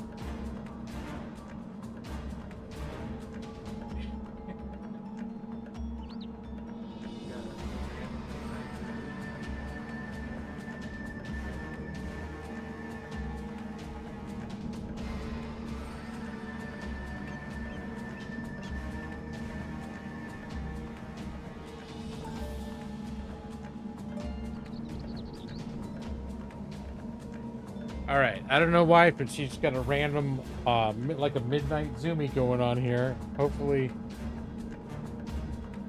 I gave her a little attention. I think when she's probably gonna bark at me in a second. She may just chill out now. She's had just a little bit of a rough house that's left her in a laying down position. She's biting her own paw right now, so we'll see how long that. But I have the feeling if she keeps barking at me to play, I'm gonna have to tell her that I can't play right now. Probably see a little bit of a meltdown. You really? She's looking at me right now. She's just looking at me like, "Come on, let's play." I thought you were the gaming lawyer. Why don't you want to play? Yeah, that's what you're saying right now.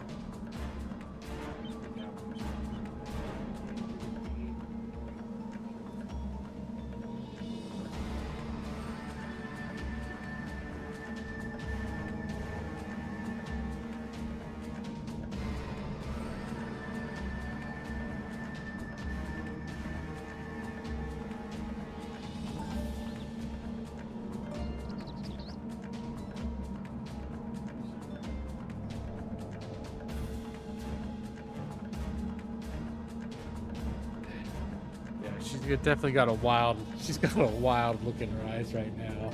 Yeah, good girl. I think she's just gonna be like. She's like, yeah, I want to play, but I'm also really sleepy. Because it's usually she's asleep in this hour. Sleepy girl. Okay, let's see if she. Okay.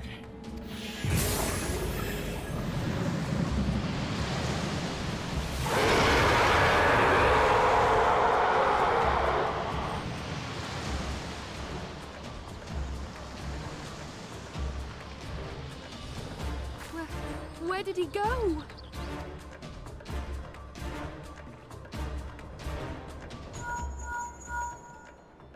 What say you? Nary a single ship? Hells take that sea demon. Gather the survivors and get to shore. Leave the wrecks for the pirates. Oh, damn.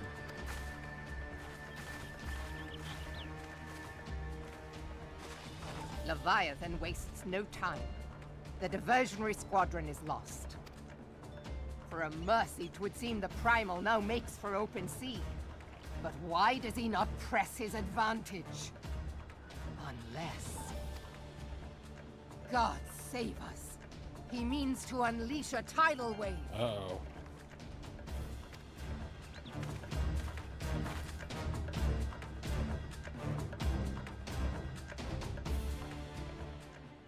Uh-oh.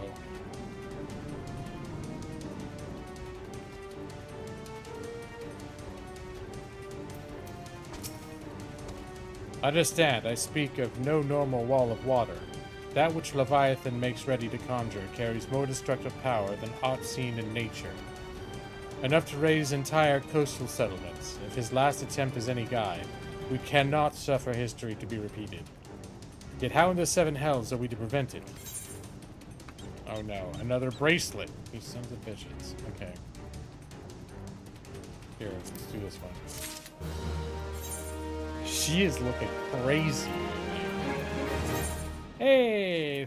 Okay, it's a new bracelet. Good.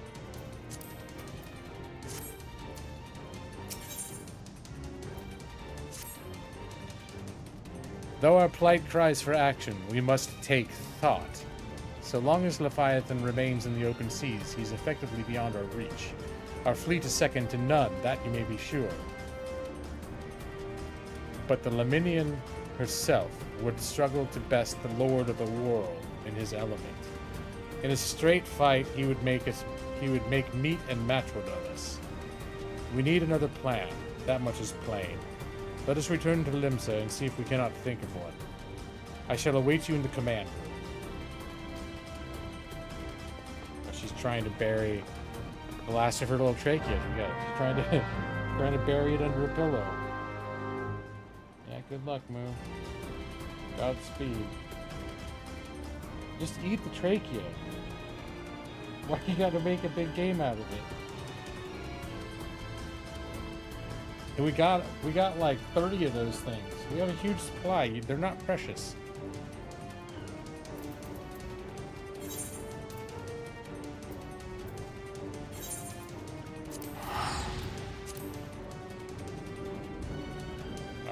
back to it.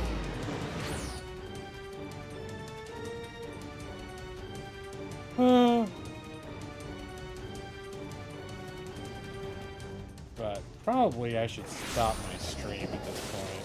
I'm just gonna go by the elevator because I'm getting tired. My ear is actually getting sore from being under the headphone too. Like it's starting to bother me. And I think the fact that I'm in here talking and being animated is probably also why she's not sleeping right now. Because I've got all this like energy speaking in here, and so she's like, oh, Papa's being awake and he wants to play.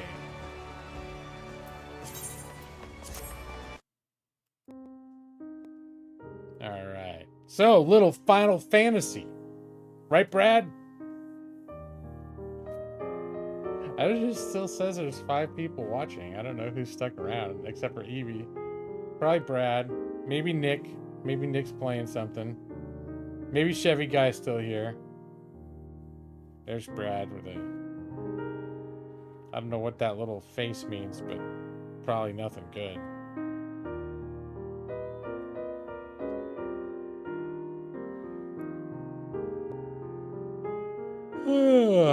Yeah, my ear is bothering me on this thing.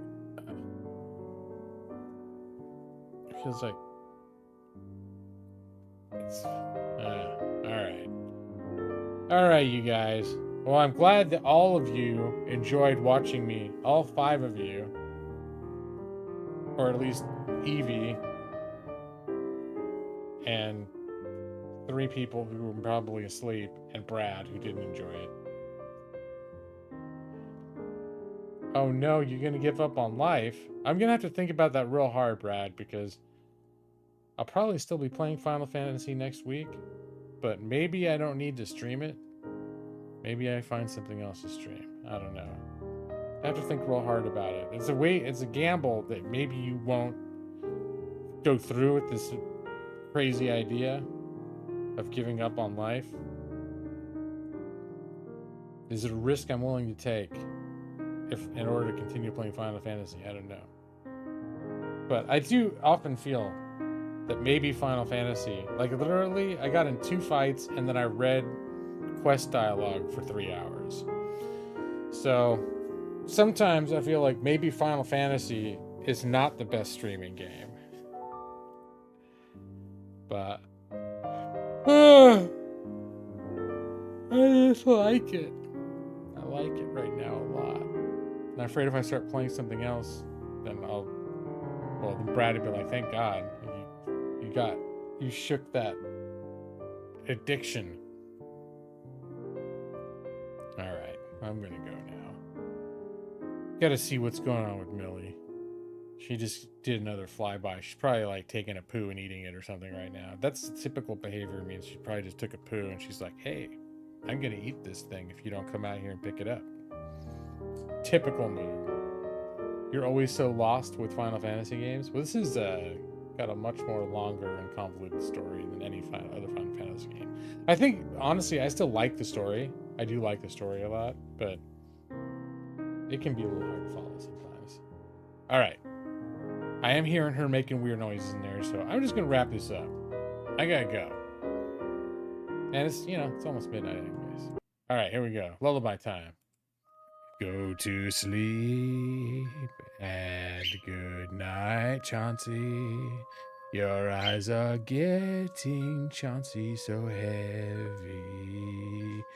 Go to sleep now. Nixie, EV23, Brad Pritchard, and maybe Chevy Guy, other mysterious individuals, probably Joss. I'll be waiting for you in your dreams. Was it Joss? He was here last week. It's like a secret presence that revealed himself at the very end.